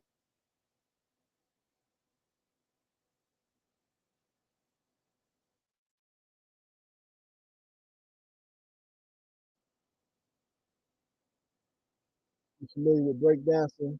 Cobra Assassin. Okay, cool. So you're familiar with breakdancing. So now these guys, Ab Calloway, the Nicholas brothers, you know, they were doing that stuff way back in the days, like way before like myself and like before my parents were born. You know, it's like they were doing like crazy stuff. Um, and by the way, Cab Calloway was an indigenous brother. Um, I'm gonna put in the chat a reference for you to look at right quick. Give me 1 second.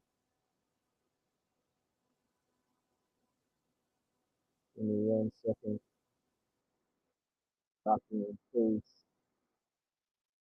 We're talking about stage presence.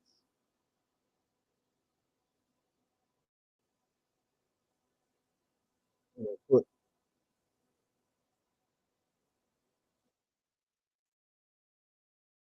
okay. So if you look up on the screen, go open up another tab and go check this video out right quick.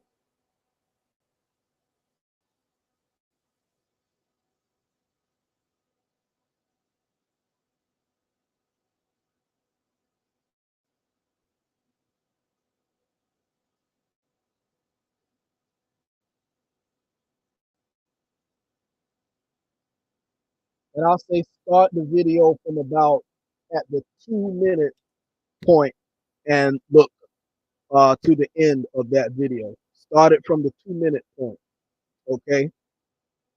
And look from there. This way you don't have to look and come back. You should be back here by 22 minutes after two. Okay. So I can't show it on the screen again because they will take the video down.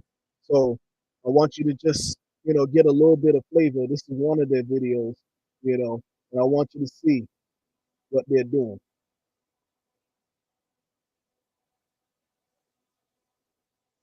So it's Jump and Jive, Cab Calloway, and the Nicholas Brothers. Just go check that out right quick.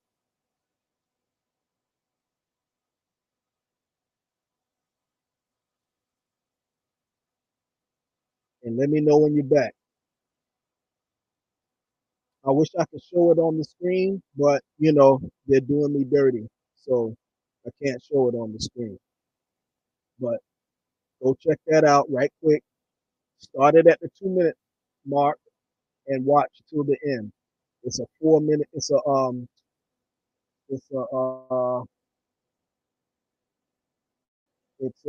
it's a 4 minute 44 4 minute 47 second video. So you'll be watching like 2.5 minutes. Ah, you saw it. Okay, good, good. They're tearing it up, right, Cobra? They're tearing it up, you know. And you're looking at right there, you know, where a lot of the break dancers got that stuff from. Okay, if you listen to uh, Crazy Legs and a lot of those old school b-boys and stuff like that, they tell they watch James Brown and the Nicholas brothers and all of those cats from back in the days, and that's how they did it. They just modified. You know, so among others as well. But that's where all of that stuff comes from. You know, definitely honors to Prophet Noble Drew Ali today. It's a holy day. You know, for sure. So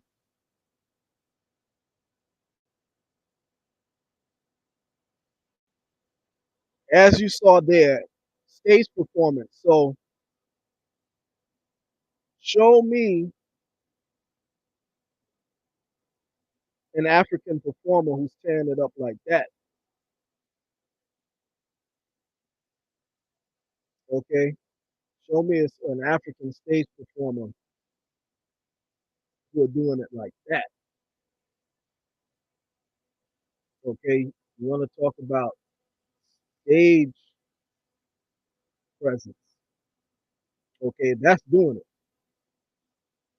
That's doing it. Okay, now I also want you to, in terms of vocals, I'm going to give you another, and give you somebody to check out.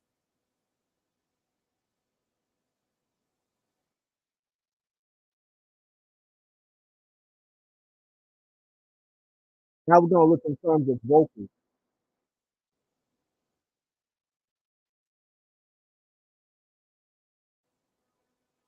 right? So I want you to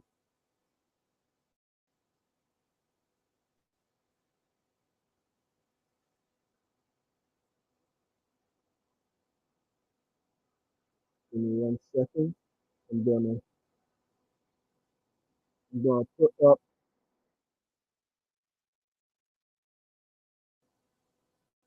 in the chat.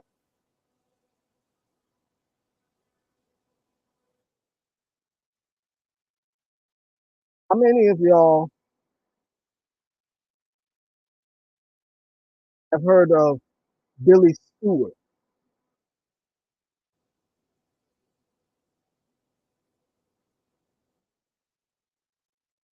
Yeah, his brothers are Sly and Stewart. Toby. Yeah, how many of y'all familiar with Billy Stewart?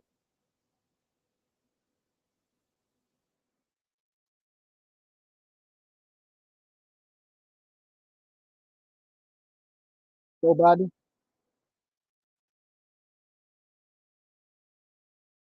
I'm the only one familiar with Billy Stewart.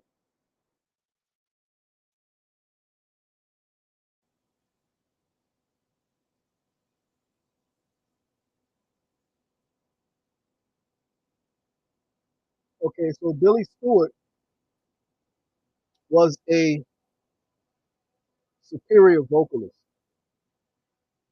Okay, very dynamic vocalist. He did, as a lot of people have done, that classic song "Summertime." Um, he also did "I Do Love You."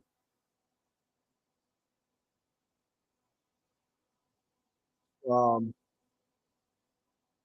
I'm gonna put in the chat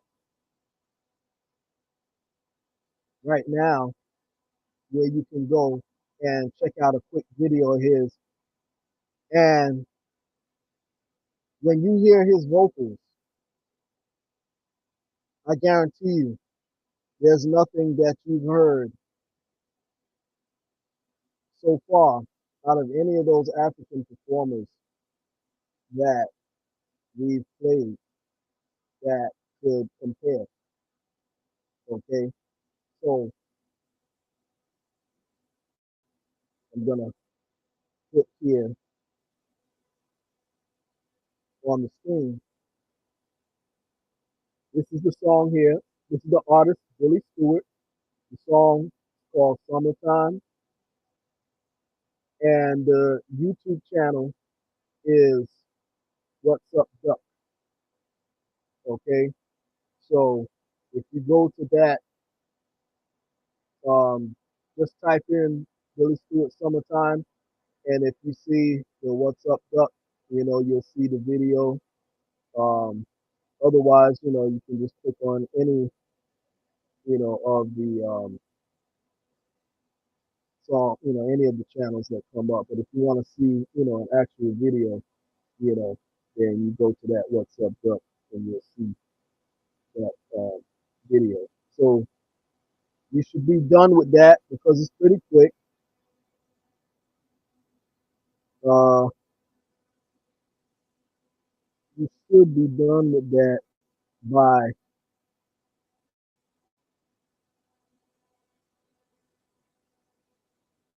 oh, it's actually 4 minutes and 50 seconds. Um, so no later than,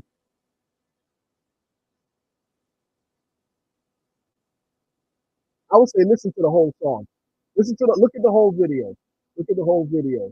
We'll wait for everybody to come back. I say, because y'all are not familiar with the song. I say, listen to that whole video, and we'll wait till 4:32. We'll wait till 4:32, and then we'll start back. So go ahead. He's gonna blow your mind.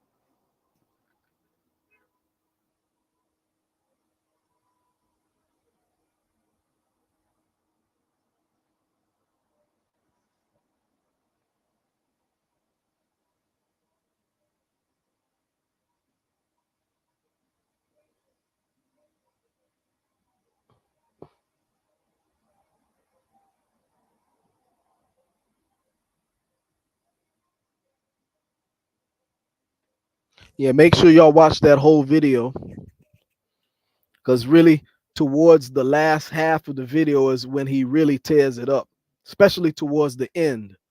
Towards the end, that's when he really throws down.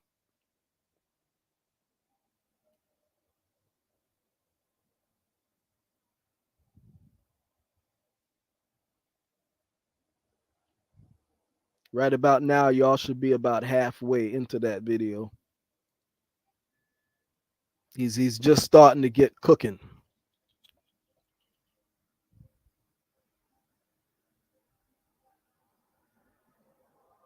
Towards the end is where he really tears it up.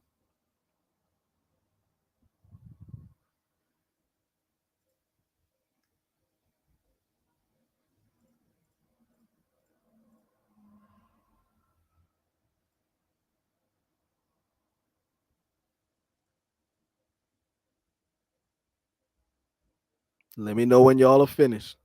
But make sure you listen to the end.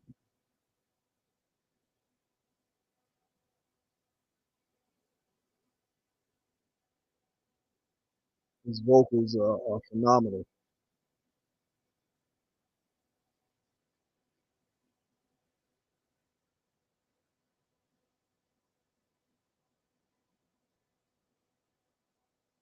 And let me know when y'all are finished watching it.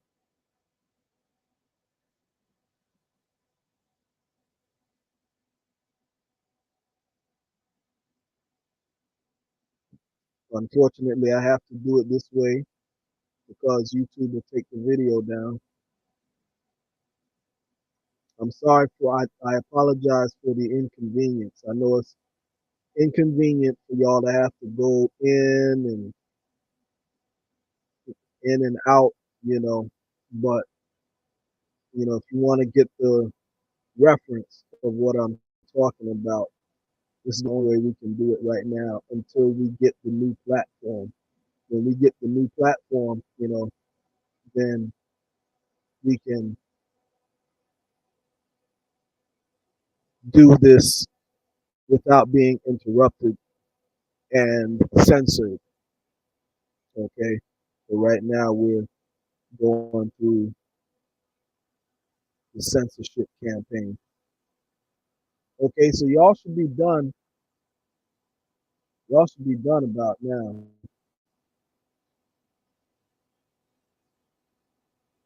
Okay. Ah, Cobra Assassin, you checked it out, huh? I told you. I told you. I told you. phenomenal, phenomenal vocals, man. Yeah. Oh yeah. Oh yeah. It resembles Fats Domino, right? Yeah. True, Awanasa. Yeah. Oh, your mom loved Billy Stewart. Yeah. My father loves Billy Stewart too. My father loves Billy Stewart. Oh yeah. Yeah. He made another song, another good song, Over the Rainbow. He did a cover of Over the Rainbow. Woo! Oh man, Over the Rainbow. Man, he takes it. Well, he takes it somewhere. Man, I mean, yeah, when y'all get a chance, go check out Billy Stewart's stuff, some more of his stuff. He's just phenomenal, you know. And now, so that's two right there. All right. So we're looking at the best that in terms of presence, stage presence, vocals, okay, that Africa has to offer in comparison with America. We're looking at Akon's statements, and we're seeing if he is indeed correct that American performers lack stage presence, and all we do is sag our pants and are high all the time on stage, too high to know what's going on, and all of that kind of foolishness. Okay, so now what I want to do, I want to deal with presence, okay, as well as performance. So, and what I want you to do,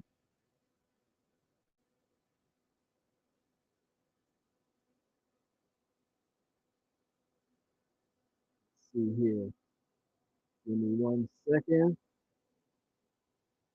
Let's see, hold tight. I'm gonna copy and paste. Give me 1 second.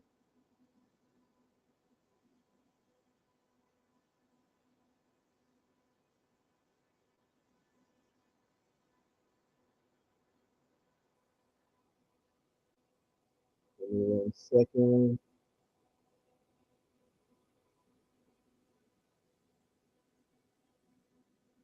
Hold tight.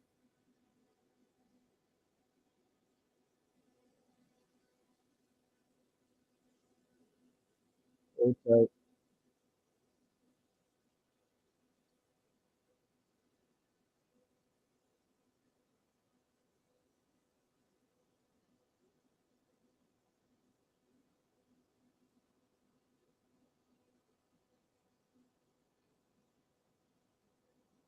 Hold tight. I'm just pulling up this video, and I'm getting the exact part that I want y'all to look at. This way, you know, everything is, we can conserve time. So give me 1 second. Don't go anywhere, please. I'm gonna get right to the exact clip as if I would, how I would do it as if I was sharing it with you. Give me 1 second.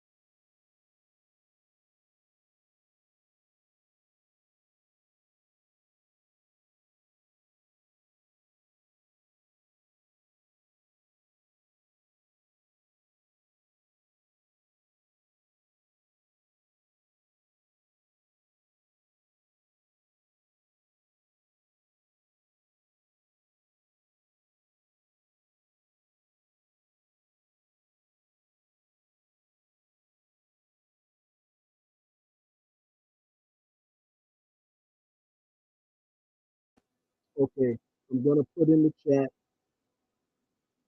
Now I know, well, I don't know the ages of everybody. How many of y'all are familiar with Prince,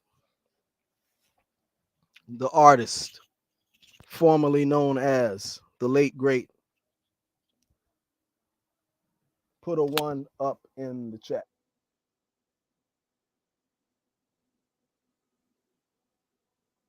I know we have a lot of young folk here, so I don't want to assume.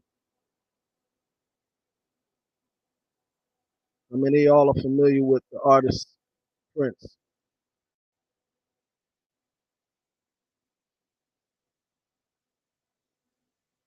Only Awanasa.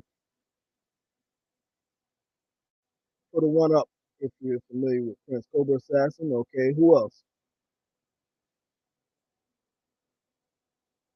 Only Cobra Assassin, okay. So for those who, the others, there's only three of us who are familiar with Prince. Um, so I want y'all to check out this. I'm gonna leave here on the screen. Go check out this video, and I want you to look at the 320 mark on the video. So you're only looking at the last half at the 320 mark. Okay, look at. I'm gonna put here. Look at the video from the 320 mark. Okay, to get you some stage performance. Okay,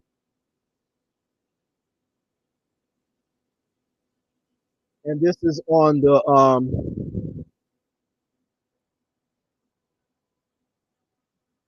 this is on the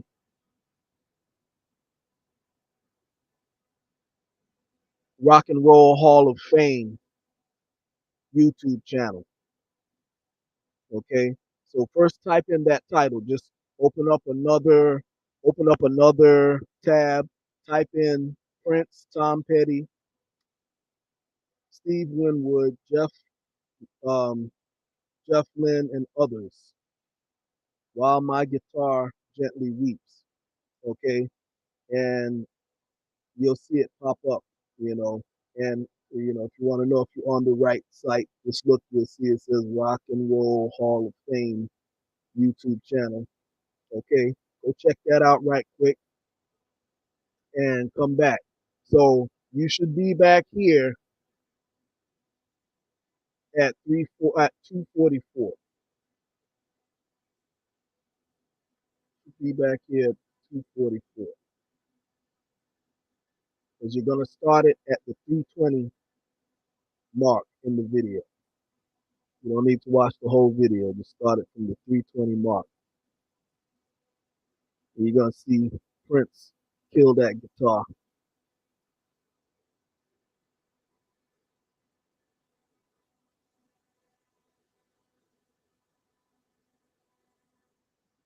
And we'll wait.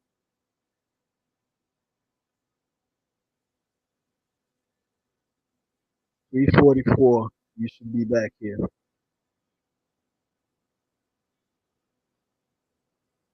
I know it's an inconvenience, but this is how we have to do it because I can't put it on the screen. They'll take my video down. Even if I put, even though I put up the Fair Use Act before any video plays, they still take the video down. Okay, so they're not honoring the Fair Use Act. Don't worry, it's gonna come back to haunt them.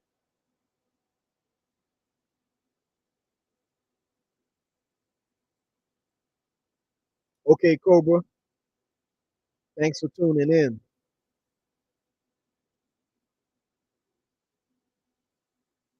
Okay, so yeah, check out check out that video there. Okay, you got like 1 more minute.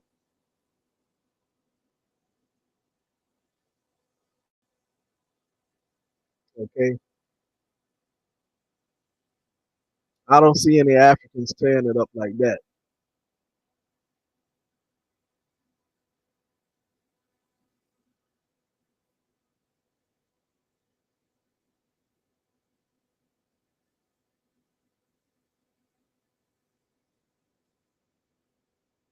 Yeah, exactly. Shakira Kurtz, they are always blocking important information. Always.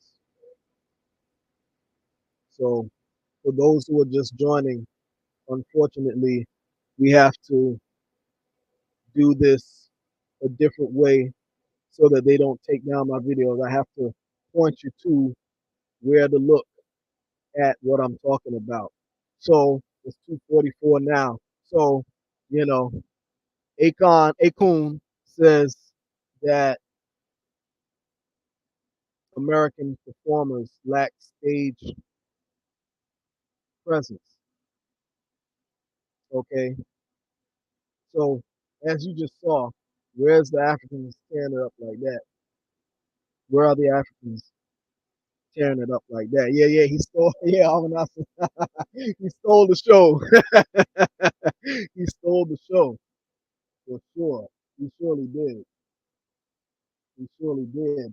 Now, what I want y'all to do is we're gonna look at another performer, okay? And how many of y'all? I know we're dealing with a young crowd. How many of y'all are familiar with Jimi Hendrix? How many of y'all are familiar with Jimi Hendrix? If you're familiar with Jimi Hendrix, put a one in the chat.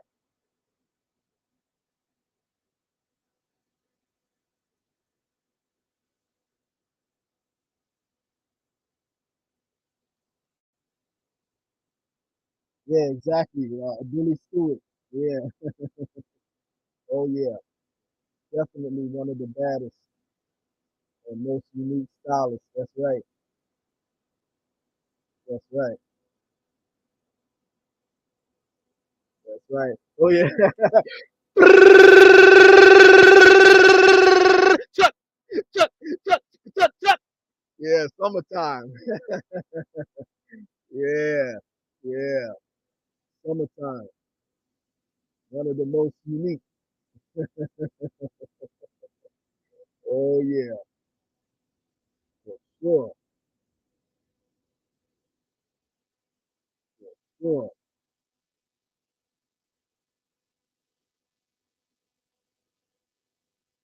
Yeah, Cab Calloway. Ah, the Reefer Man. Yeah, the Reefer Man. Oh man. So yeah,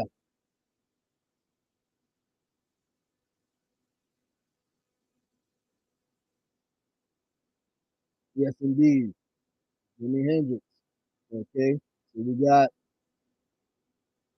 a couple of people who are familiar with Jimi Hendrix.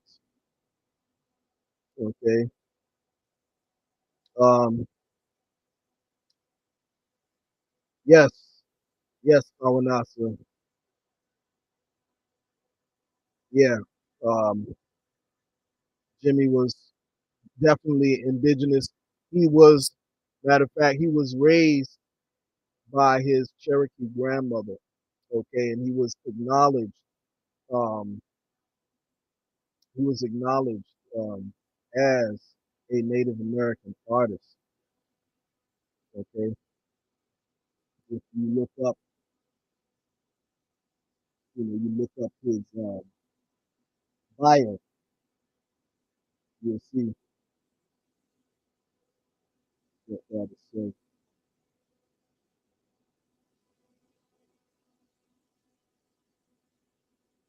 So, Jimi Hendrix,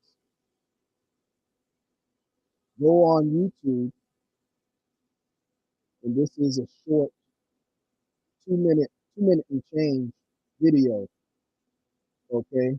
And it's Jimi Hendrix guitar tricks, okay? So we're looking at stage performance, stage presence, okay? And we're gonna look at that right quick, okay?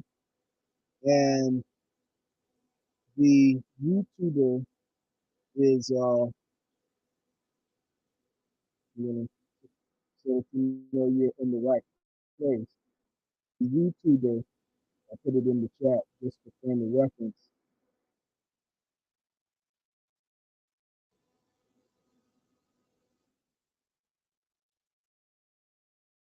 Here.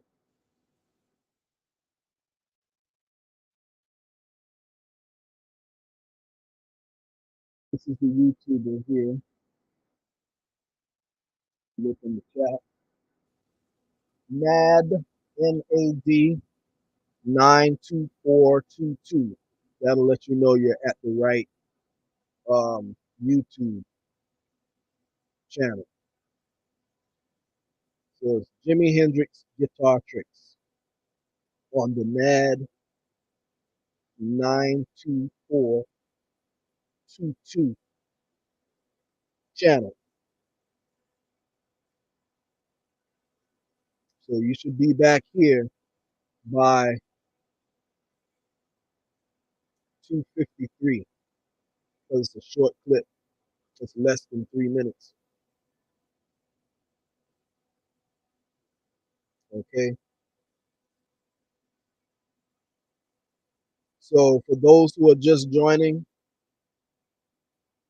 we have a different way that we are doing these lives now because they've been targeting the channel and taking down my content.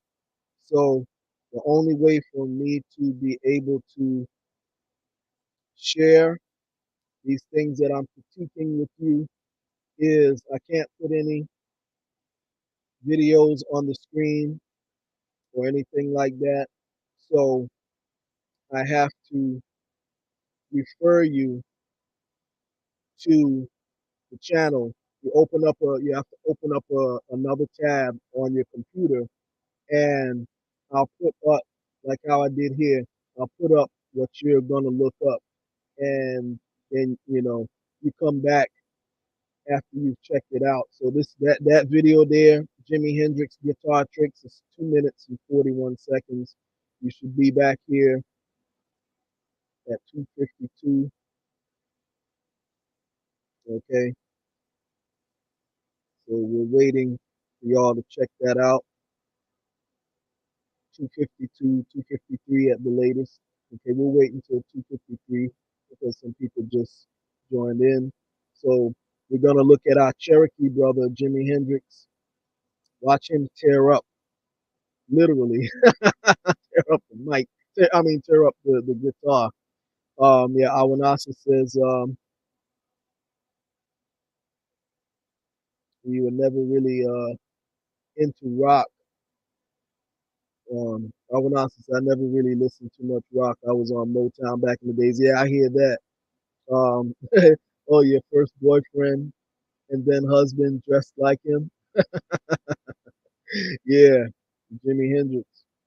Um, but now Jimi Hendrix, though, he even said in many interviews that his he was influenced by the blues, and he said played, even when he played, he he always incorporated blues. He had a blues, it's not like when you listen to today's rock, his had like you could hear the blues influence in it, you know. It still had, it had that blues, that soul element, you know. So, just I remember when I was growing up, the white boys used to call Jimi Hendrix God. I wasn't really into Hendrix like that back then, you know. So I didn't know what all the hype was, but they'd be like, "Oh, Jimi Hendrix is God," you know. And these were like white boys who, you know, had like, parents that was like, like, their parents was like prejudice and stuff like that, Even them had that prejudice in them and stuff, you know.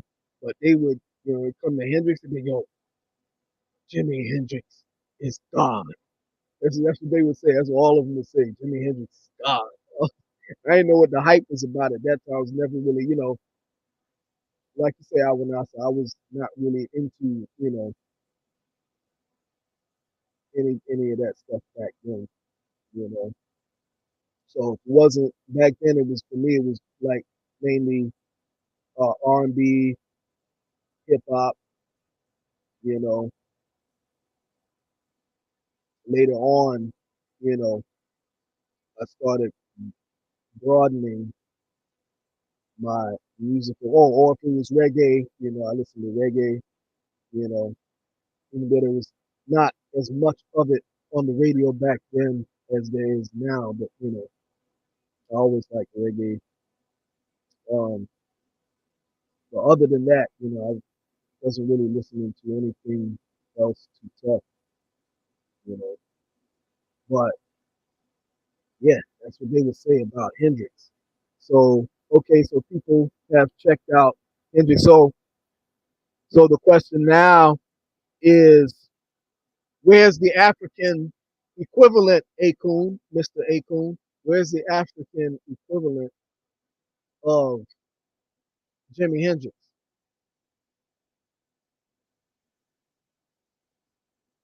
Okay, show me that.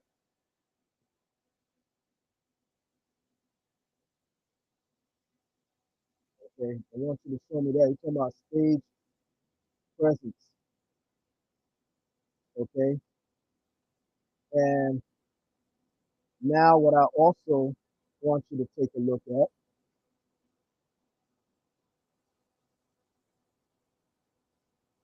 because we had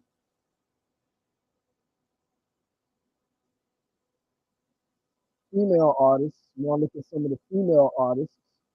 Okay, we're gonna look at a few. All right, so I'm gonna save the best for last. So what we want to do right now,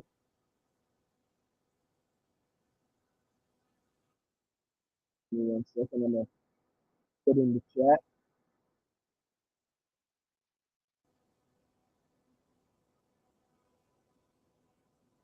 Give me 1 second.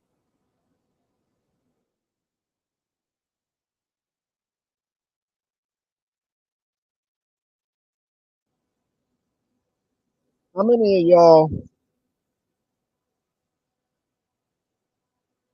are familiar with Minnie Riperton? Put a one in the chat.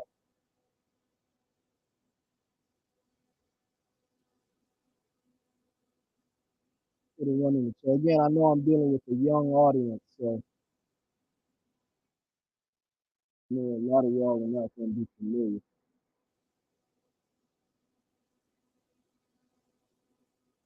How many of y'all are familiar with Minnie Riperton? Nobody?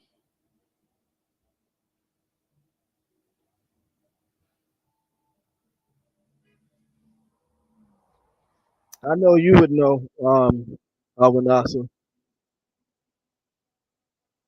I'm looking for some of these other ones in here, some of the other people, these younger folk.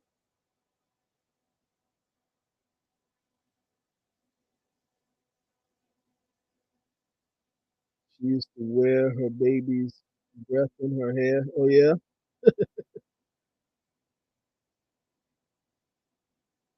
that I didn't know.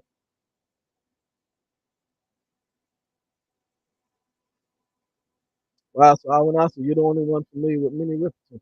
Okay, so I'm gonna give y'all a reference, type it in the chat.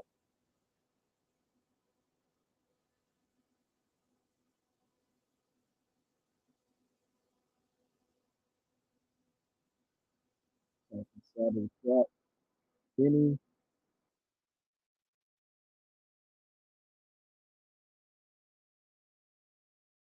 Riperton.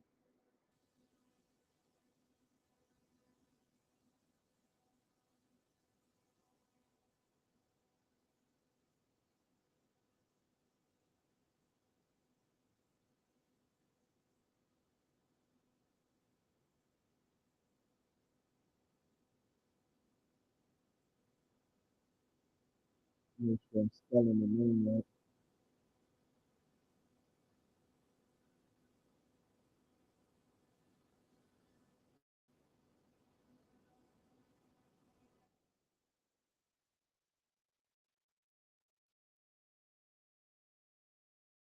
Okay, so check out, go on, open a tab, and I want y'all to take a look at Minnie Riperton. Okay,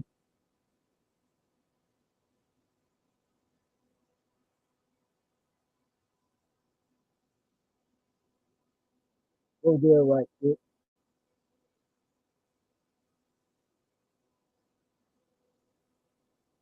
and let me see how many minutes. You don't have to listen to the whole song. I would say look, go halfway, go halfway in. The song is 4 minutes and 43 seconds. Okay, and you can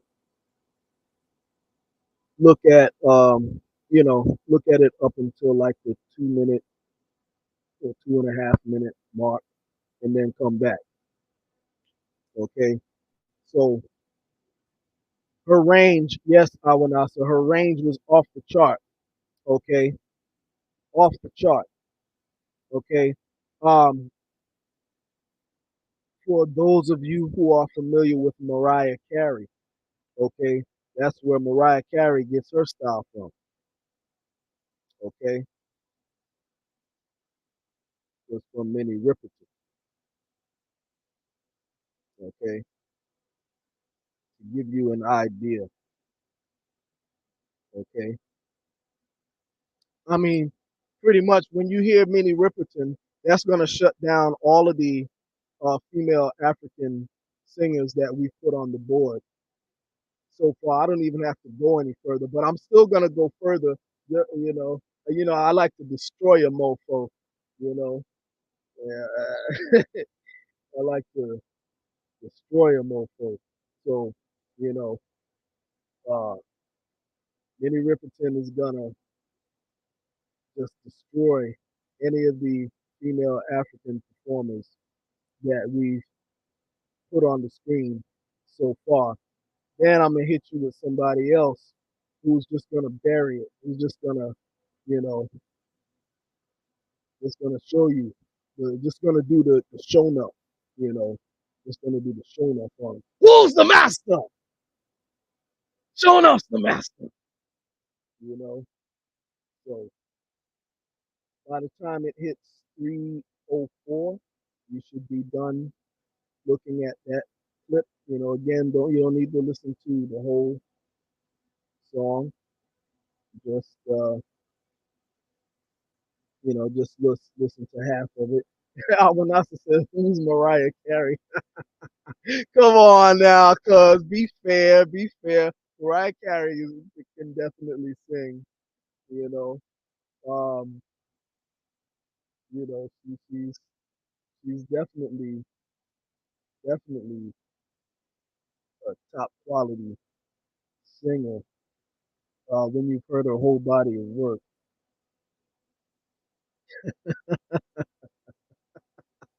yo, that's too funny. Uh, Oh, okay. So Shakira knows of all of these artists. Okay. All right. Yeah. Yeah, back down memory lane. That was one of her songs too. Down memory lane. Back down memory lane. Yeah, yeah. But that's where, if you heard Mariah Carey, you know where she got that swag from. You know where she got that swag from. You know. Hold on one second. Let me. I gotta get the battery because my battery on my laptop is going out. Just give me 1 second, and I'm gonna plug it in. Hold on.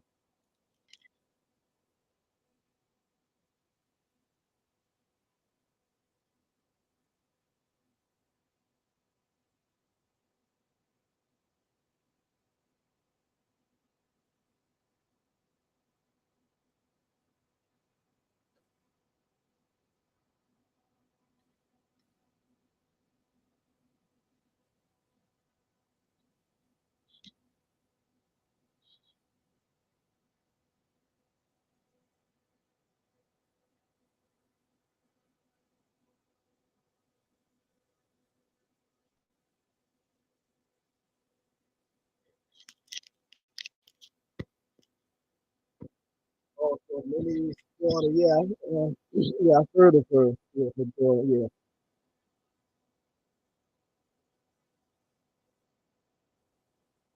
So yeah, so by now you should have heard Minnie Riperton. Okay, I see that there are some in the chat besides myself and Alan Nasser who's heard of Minnie Riperton. Okay,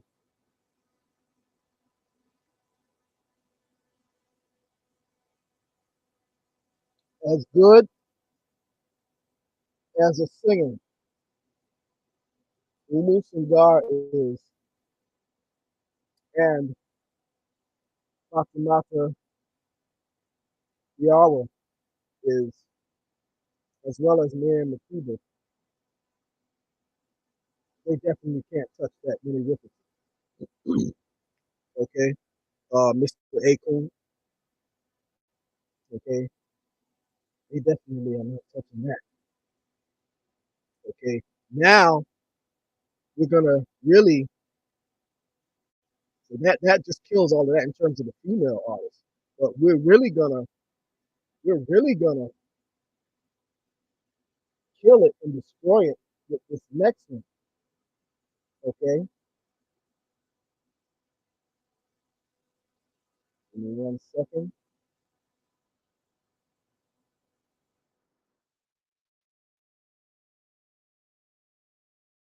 One second. How many of y'all are familiar? And I know maybe Awanasa knows. How many of you all have heard of Linda Jones? How many of y'all have heard of Linda Jones? Now, if you think Patti LaBelle is something, even Patti LaBelle, if you think Aretha Franklin and Patti LaBelle was something, Linda Jones is better than even both of them.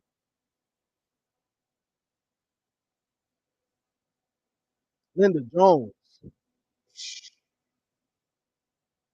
Linda Jones. Who else? Okay, Awanasa. I figured Awanasa would know. Who else in the chat has ever heard of Linda Jones? I know a lot of y'all heard of Patty. A lot of y'all have heard of Aretha, but not too many of y'all are up on Linda Jones. I see only one.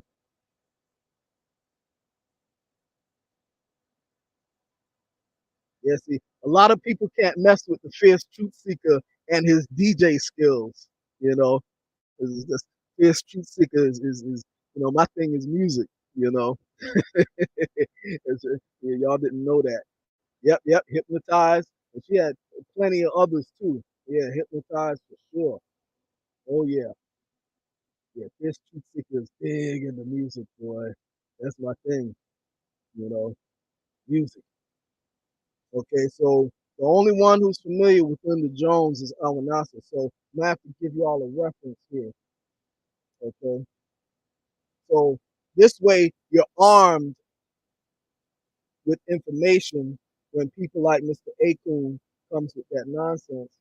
So I'm gonna have y'all look up Linda Jones. This is the name of the song called "That's When I Stopped Loving You."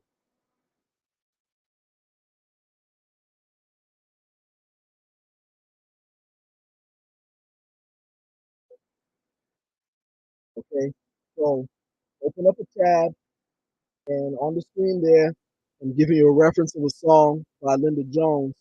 Yes, yes, Awanasa. She'll make you tear up. She'll make you tear up. I always say, you call yourself a singer, you're not really doing it if you're not tear jerking the audience. That's how you know you're really doing it. That's how you know you're really doing it. You're really singing, you're gonna jerk the tears out of the audience. That's when you know you're really doing something. Yes, yes, you're really teary eyed. So for those other than Awanasa, because she knows, for those who in other words, everybody else, go and type in Linda Jones. That's when I stopped loving you. I guarantee you, she is going to blow your mind. She is going to your head up. Okay, guaranteed, guaranteed. I'm just so sad that I wasn't old enough to see her live. You know, my father's seen her live. You know, he's like, he said it was nothing. He said even little babies were left with their mouths open. Little old babies pointing and that's how bad she was. He was like, shoot. He said, no female could touch that. No female artists out there could touch that. Shoot, not too many male artists. Most male artists can even mess with that. Yeah. So I'll give y'all until see, that song is 3 minutes and 3 minutes and 13 seconds. So y'all should be back here by 3:14. Okay. Let me know when y'all are back. Okay. And we're looking at the music of Linda Jones. And at that point, we're not even going to listen to any more African female artists because there is no comparison. Okay. We really stopped at Minnie Riperton, but you know, we're gonna we're gonna put the nail in the coffin with Linda Jones. Okay. So at 3:14, you all should have heard the whole song. That's when I stopped loving you by Linda Jones.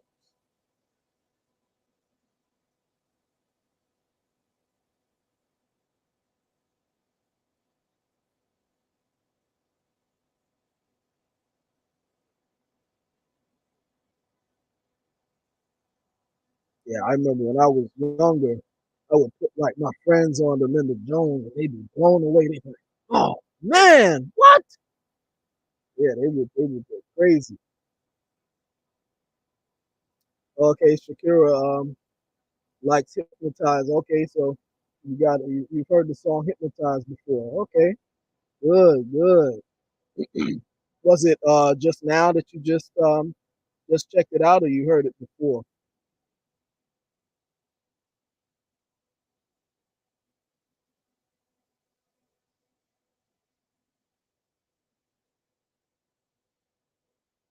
Yeah, one more minute.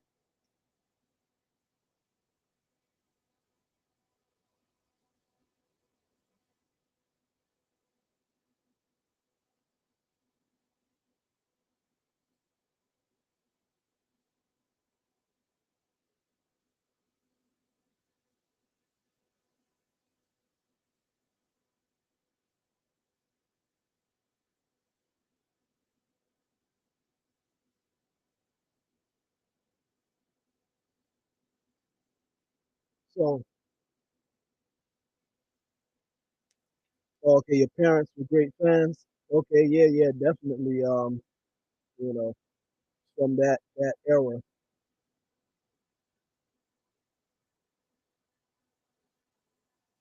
Yeah, Linda Jones, the GOAT, man, GOAT. So we're at 314. So now, oh, the little records you talking about the 45s. I still got 45s here. Um, so in your spare time, just so that we don't delay too much further, there's some other African performers that you can check out. You can check out Ali Farka Toure, okay, and he's an African performer, very talented, okay. I wish I could play some of this stuff. Um,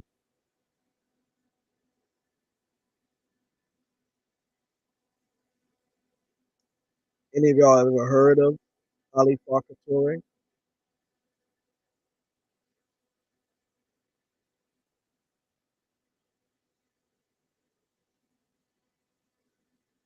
Anyone in the chat familiar with Ali Farka Toure?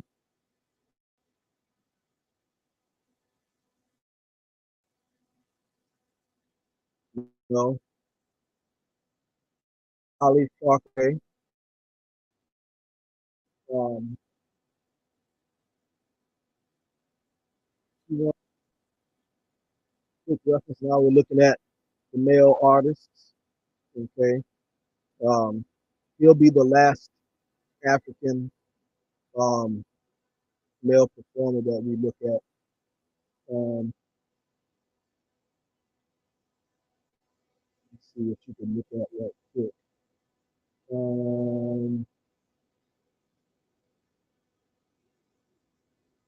Yeah, just looking at Ali, ALIFARKA Toure, Toure. Look him up right quick.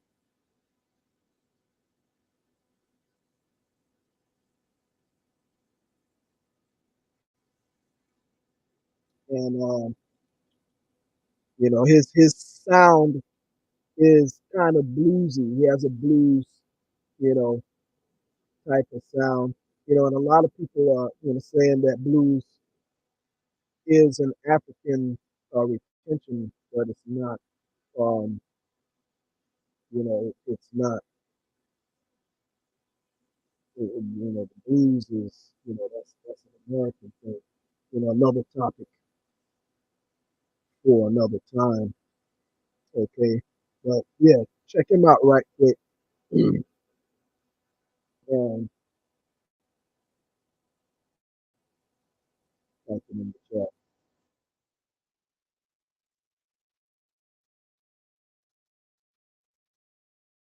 Ali Parker Curry. Okay, and yeah, I like his stuff. You know,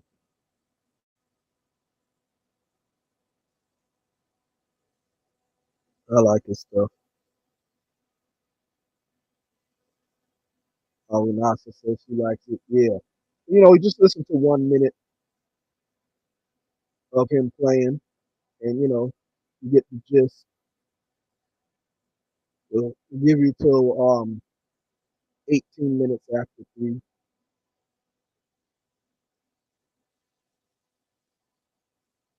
just to get a little sample, and then we're gonna look at some American. We already saw Jimi Hendrix.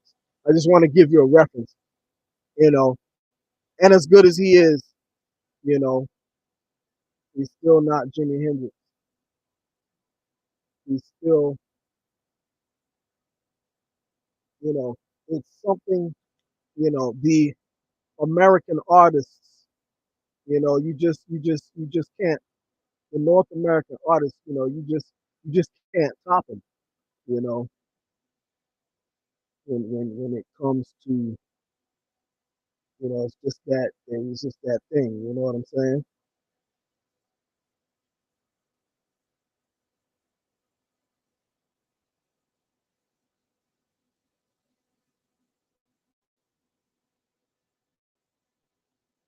Okay, 318. Okay, so now I want you to compare that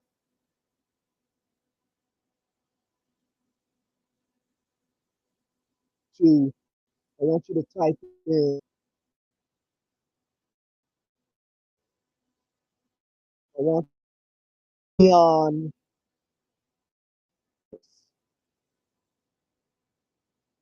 and the song is called Pharaoh's Tomb. It's also called The Journey.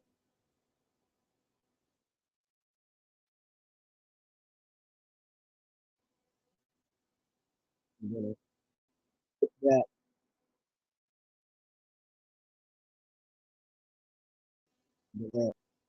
in on the screen.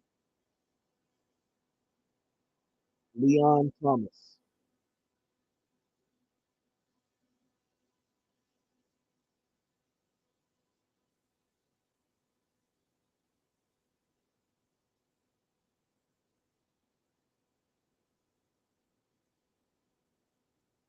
You don't have to listen to the whole, you don't have to listen to the whole thing. Just listen to about, also listen from the,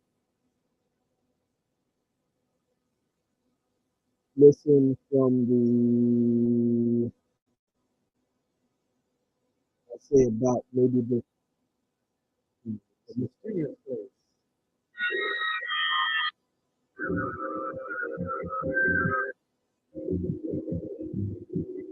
Listen from the 4 minute mark.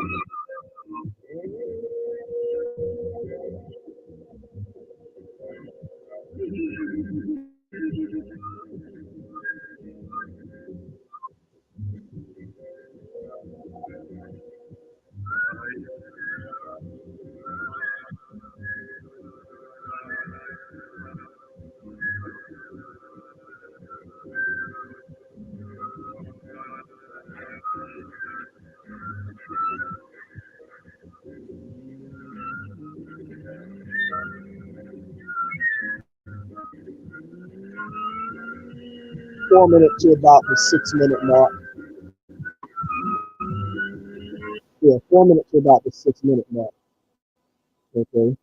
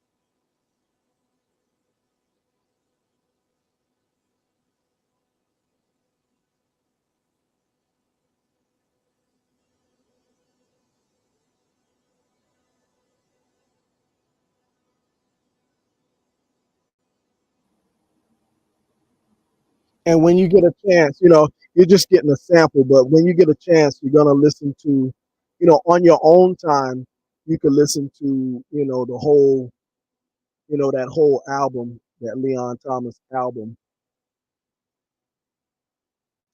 talking about, that's jazz now, because we were listening to Fela earlier, so, you know, we're comparing, these different aspects, these different blow for blow, pound for pound.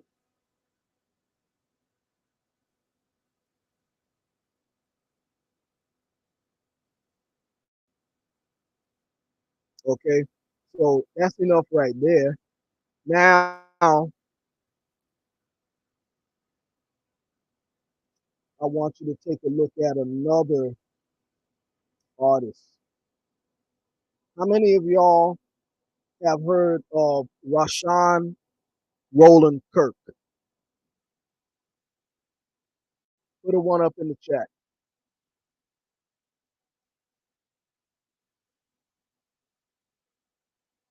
Rashawn Roland Kirk.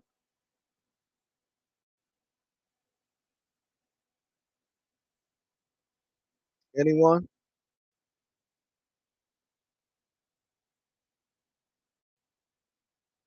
No?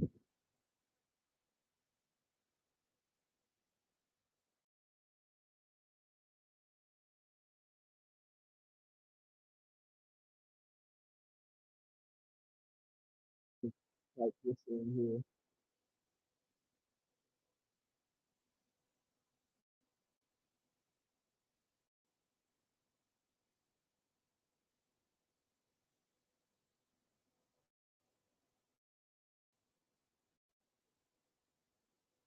Yeah, Kirk, and we're gonna type in. Let's see.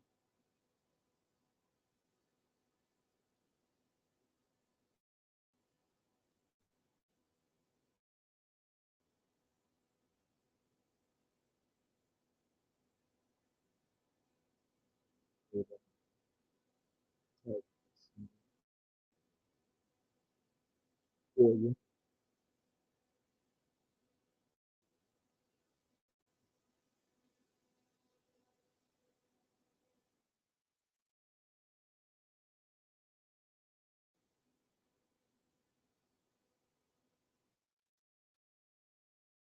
Okay.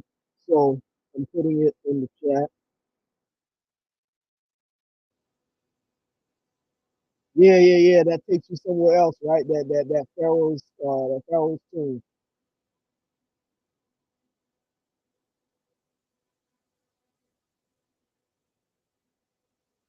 So now this one is really gonna blow you away though. Rashawn Roland Kirk. Nobody's heard of Rashawn Roland Kirk. So now Rashawn Roland Kirk. Okay, so we heard Ali Farka Torre. Okay, now I put it up on the screen. Rashawn Roland Kirk. Now, what makes him so phenomenal is this brother here literally plays like about 3, 4 instruments at one time. Don't don't take my word for it. Go open up another tab, type in what you see there on the screen, and you'll see it for yourself. This brother plays like 3, 4 instruments, like 2, 3, sometimes 4 instruments at a time.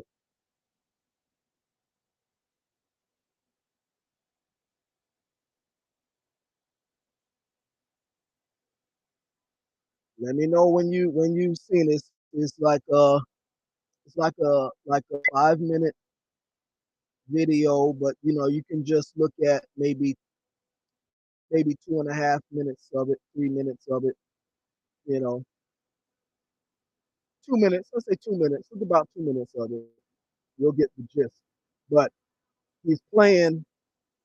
You'll see he's got 3 saxophones and he's got some other instruments attached to him, and he's playing these different instruments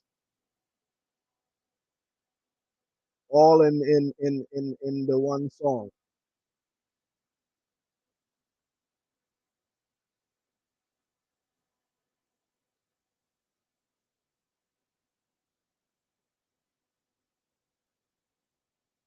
So check him out. So at 3:30, you should be back.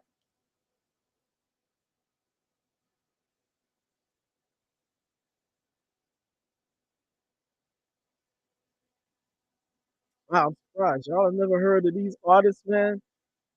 These are you got some seriously great talent here that y'all have never heard before.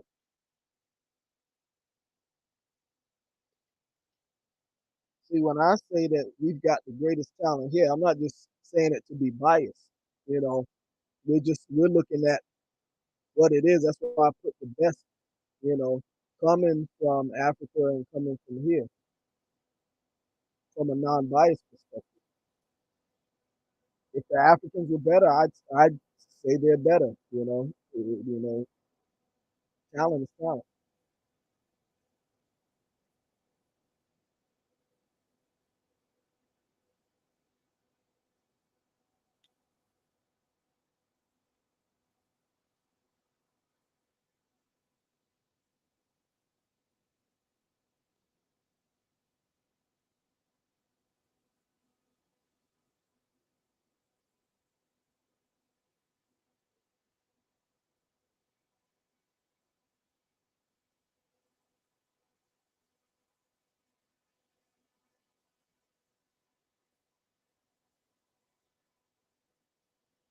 Yeah, you saw that, huh? When I yeah, so you see that I wasn't making this up. He's literally playing three and four instruments at a time.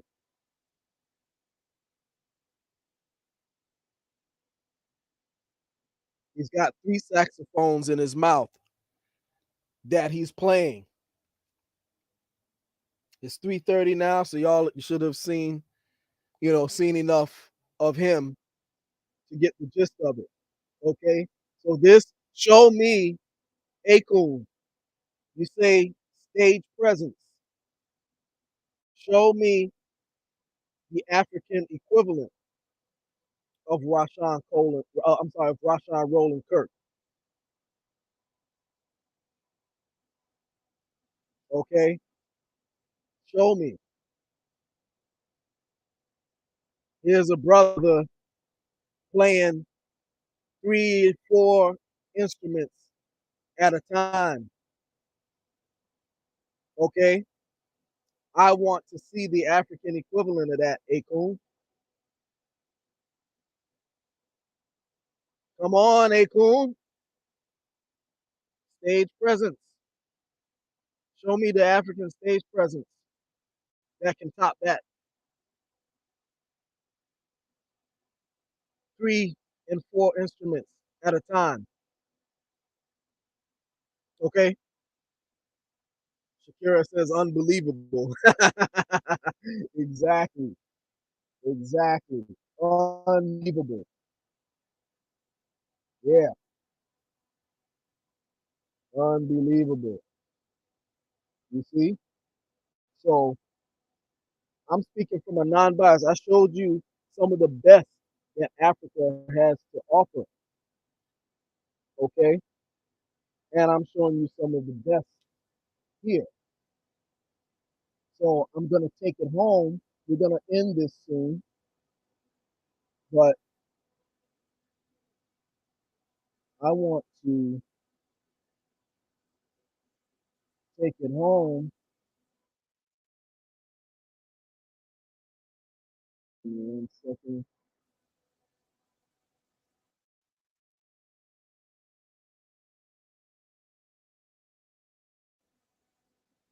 Give me 1 second.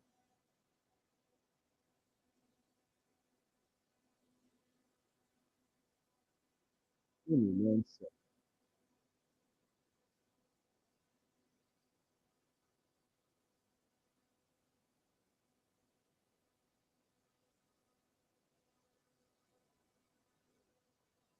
Hold tight.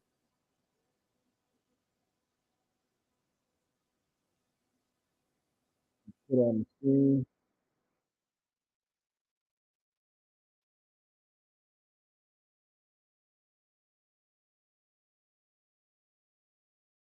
Give me 1 second.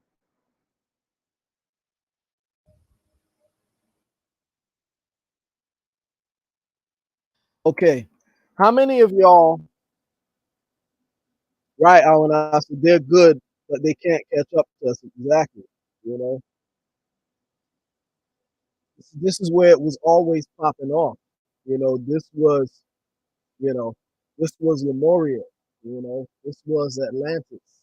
You know, this was, you know, this was always where it was popping off. Everybody would come here, because this is where it was popping off at.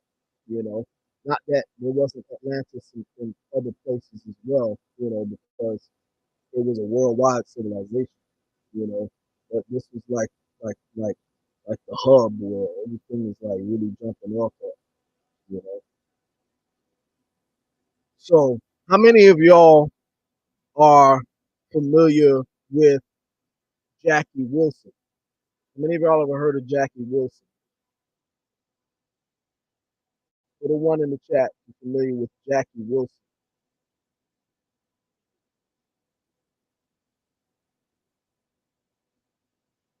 Put a one up in the chat. Shakira, Wanasa, got two.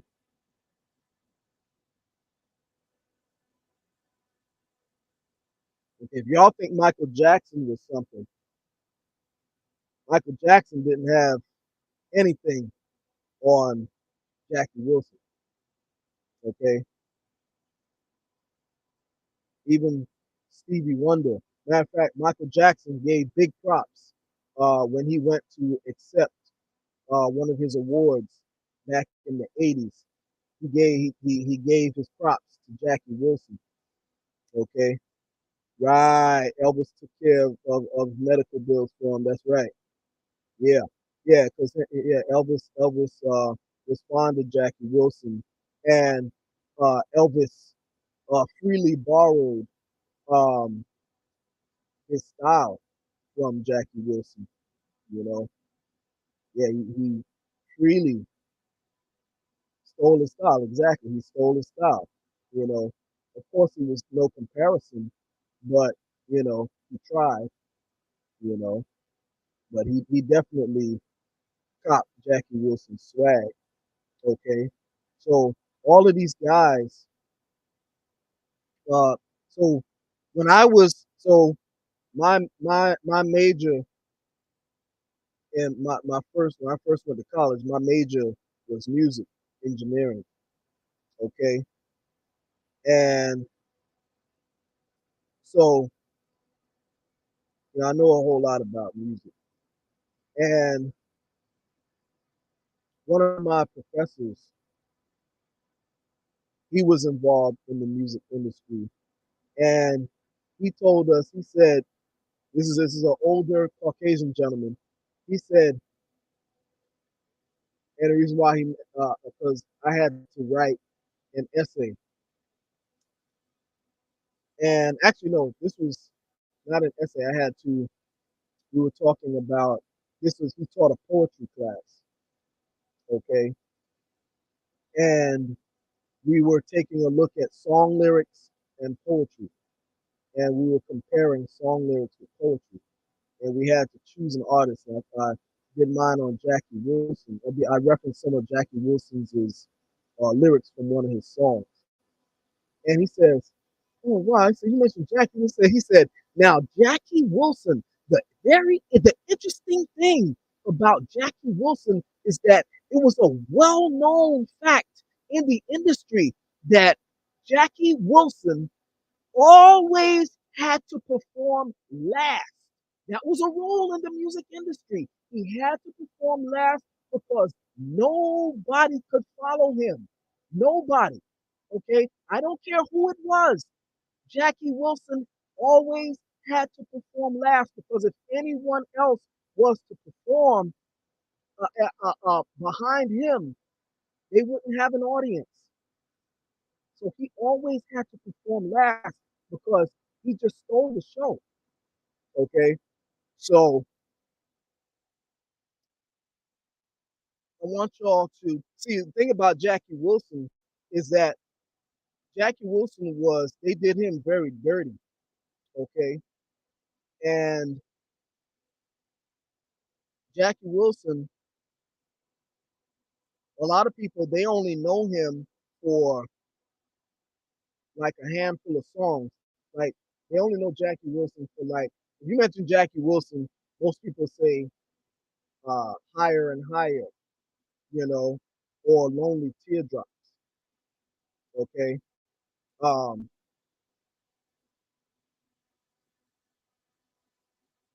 if those who have know him a little bit more, a little more into him, they may say To Be Loved. You know, y'all saw Eddie Murphy coming to America, the first coming to America, where he was in the alleyway and he was singing this song To Be Loved. You know, that was Jackie Wilson's song that he was trying to sing. Okay. But outside of that, people don't know any other works by Jackie Wilson. And he had a large body of work that most people are totally unfamiliar with. I mean, he had an extensive catalog, okay, but the music industry did him dirty, okay? And it's a shame that, you know, people know only a few songs of Jackie Wilson, and he has so much material, he has so many songs, you know. However, I want to, I'm going to give you all a reference, and I want you to look at, want you to open up another tab because I can't show it to you, okay? And I want you to look at this performance here. Um, I want you to look at this live performance of Jackie Wilson, and this is on the Ed Sullivan show. Okay, so put this on the screen. I think this will be the last. This will be the last song. This will be the last video that we check out. Okay, and I want y'all to look at Jackie Wilson performing "Alone at Last" on the Ed Sullivan show. Open up another tab, and while you still have my video playing, we're gonna wait for y'all, and it's gonna be less than 3 minutes. So I say at, so we'll say 3 minutes, but at we'll resume at 2:43. Okay, 2:43. Well, 2:44. It's 2:41 now. 2:44. We'll resume, and we're gonna wrap it up. But I want y'all to see this performance, this live performance by Jackie Wilson on the Ed Sullivan Show. Okay, so do that now, and I guarantee you, Africa will never produce anything like this. Guarantee you. If you know Akon, make sure he sees this video. And I guarantee you, they will never have better stage performance than this, or stage presence than this. Okay? Or performance. So check him out.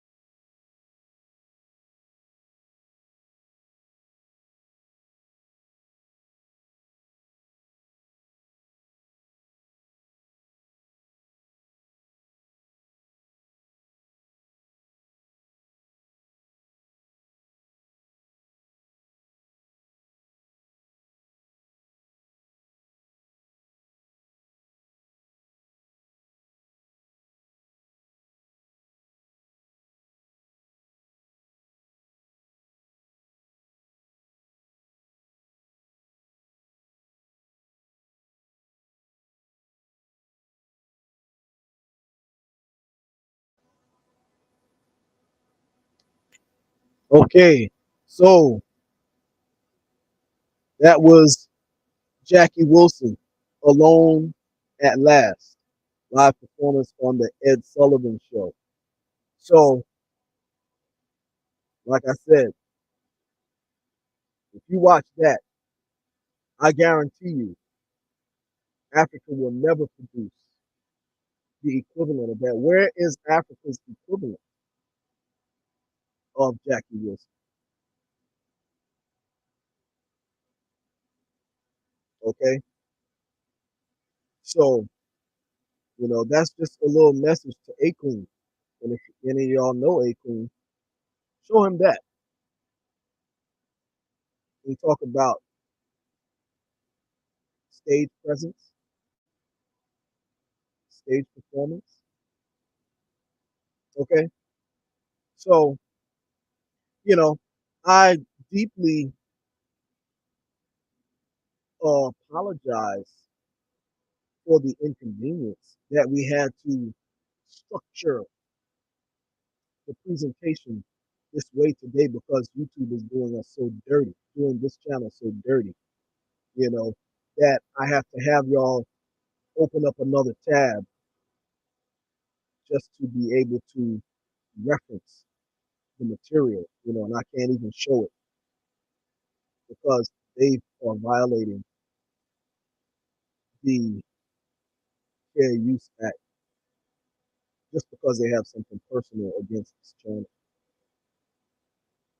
Just because this channel is the most dangerous indigenous channel on YouTube.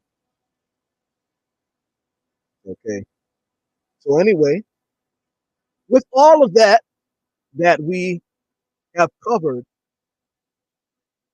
in this presentation, I've proven beyond a shadow of a doubt that in comparison of the two, when it comes to stage performance, stage presence, and entertaining, that America is way ahead of Africa when it comes to that. Okay. But we didn't take any credit away from Africa. Okay. We showed their best. Okay. And we gave them their props. We did a fair assessment. We looked at their best. Okay. And indeed, they have some talented, very talented musicians. Okay. Very talented. Okay.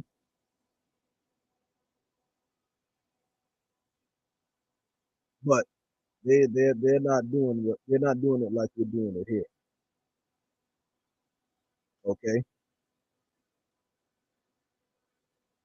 Well, thanks for the love, Shakira. Yeah, I like to show things from a non-biased perspective, you know, from a non-biased perspective, and I like to be thorough because a lot of times, oft times, when people do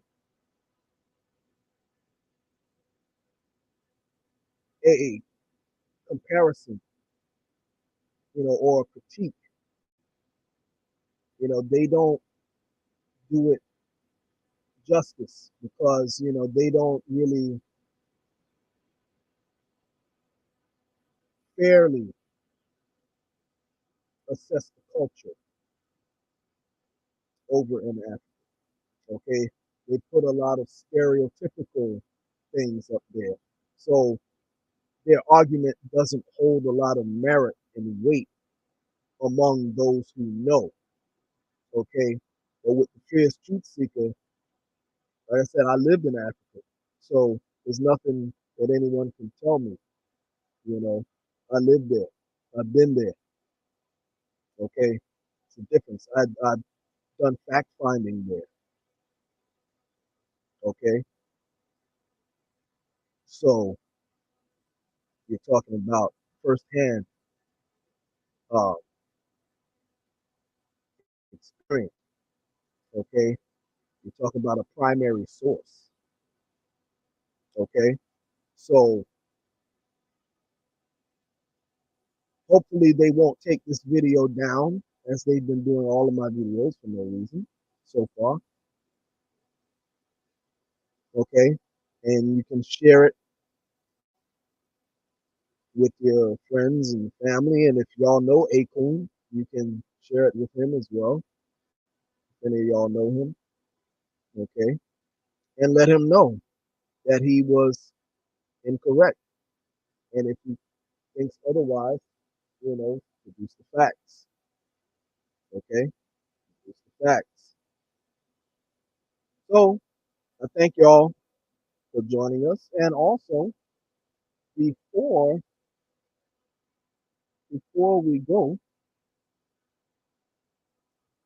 I would like to thank and acknowledge all of you who joined today on a Sunday. You could have been doing, so many other things, but you spent it with the First Truth Secret, and I'm definitely appreciative of that. Okay, and I like to acknowledge everyone, and also for those who are generous enough. I left the information in the chat where you can leave a donation and help us to be able to leave YouTube for another platform where we can speak freely without all of the censorship. Okay, so yeah, exactly. I want to say Akon can kick rocks with his flip flops. With his flip flops.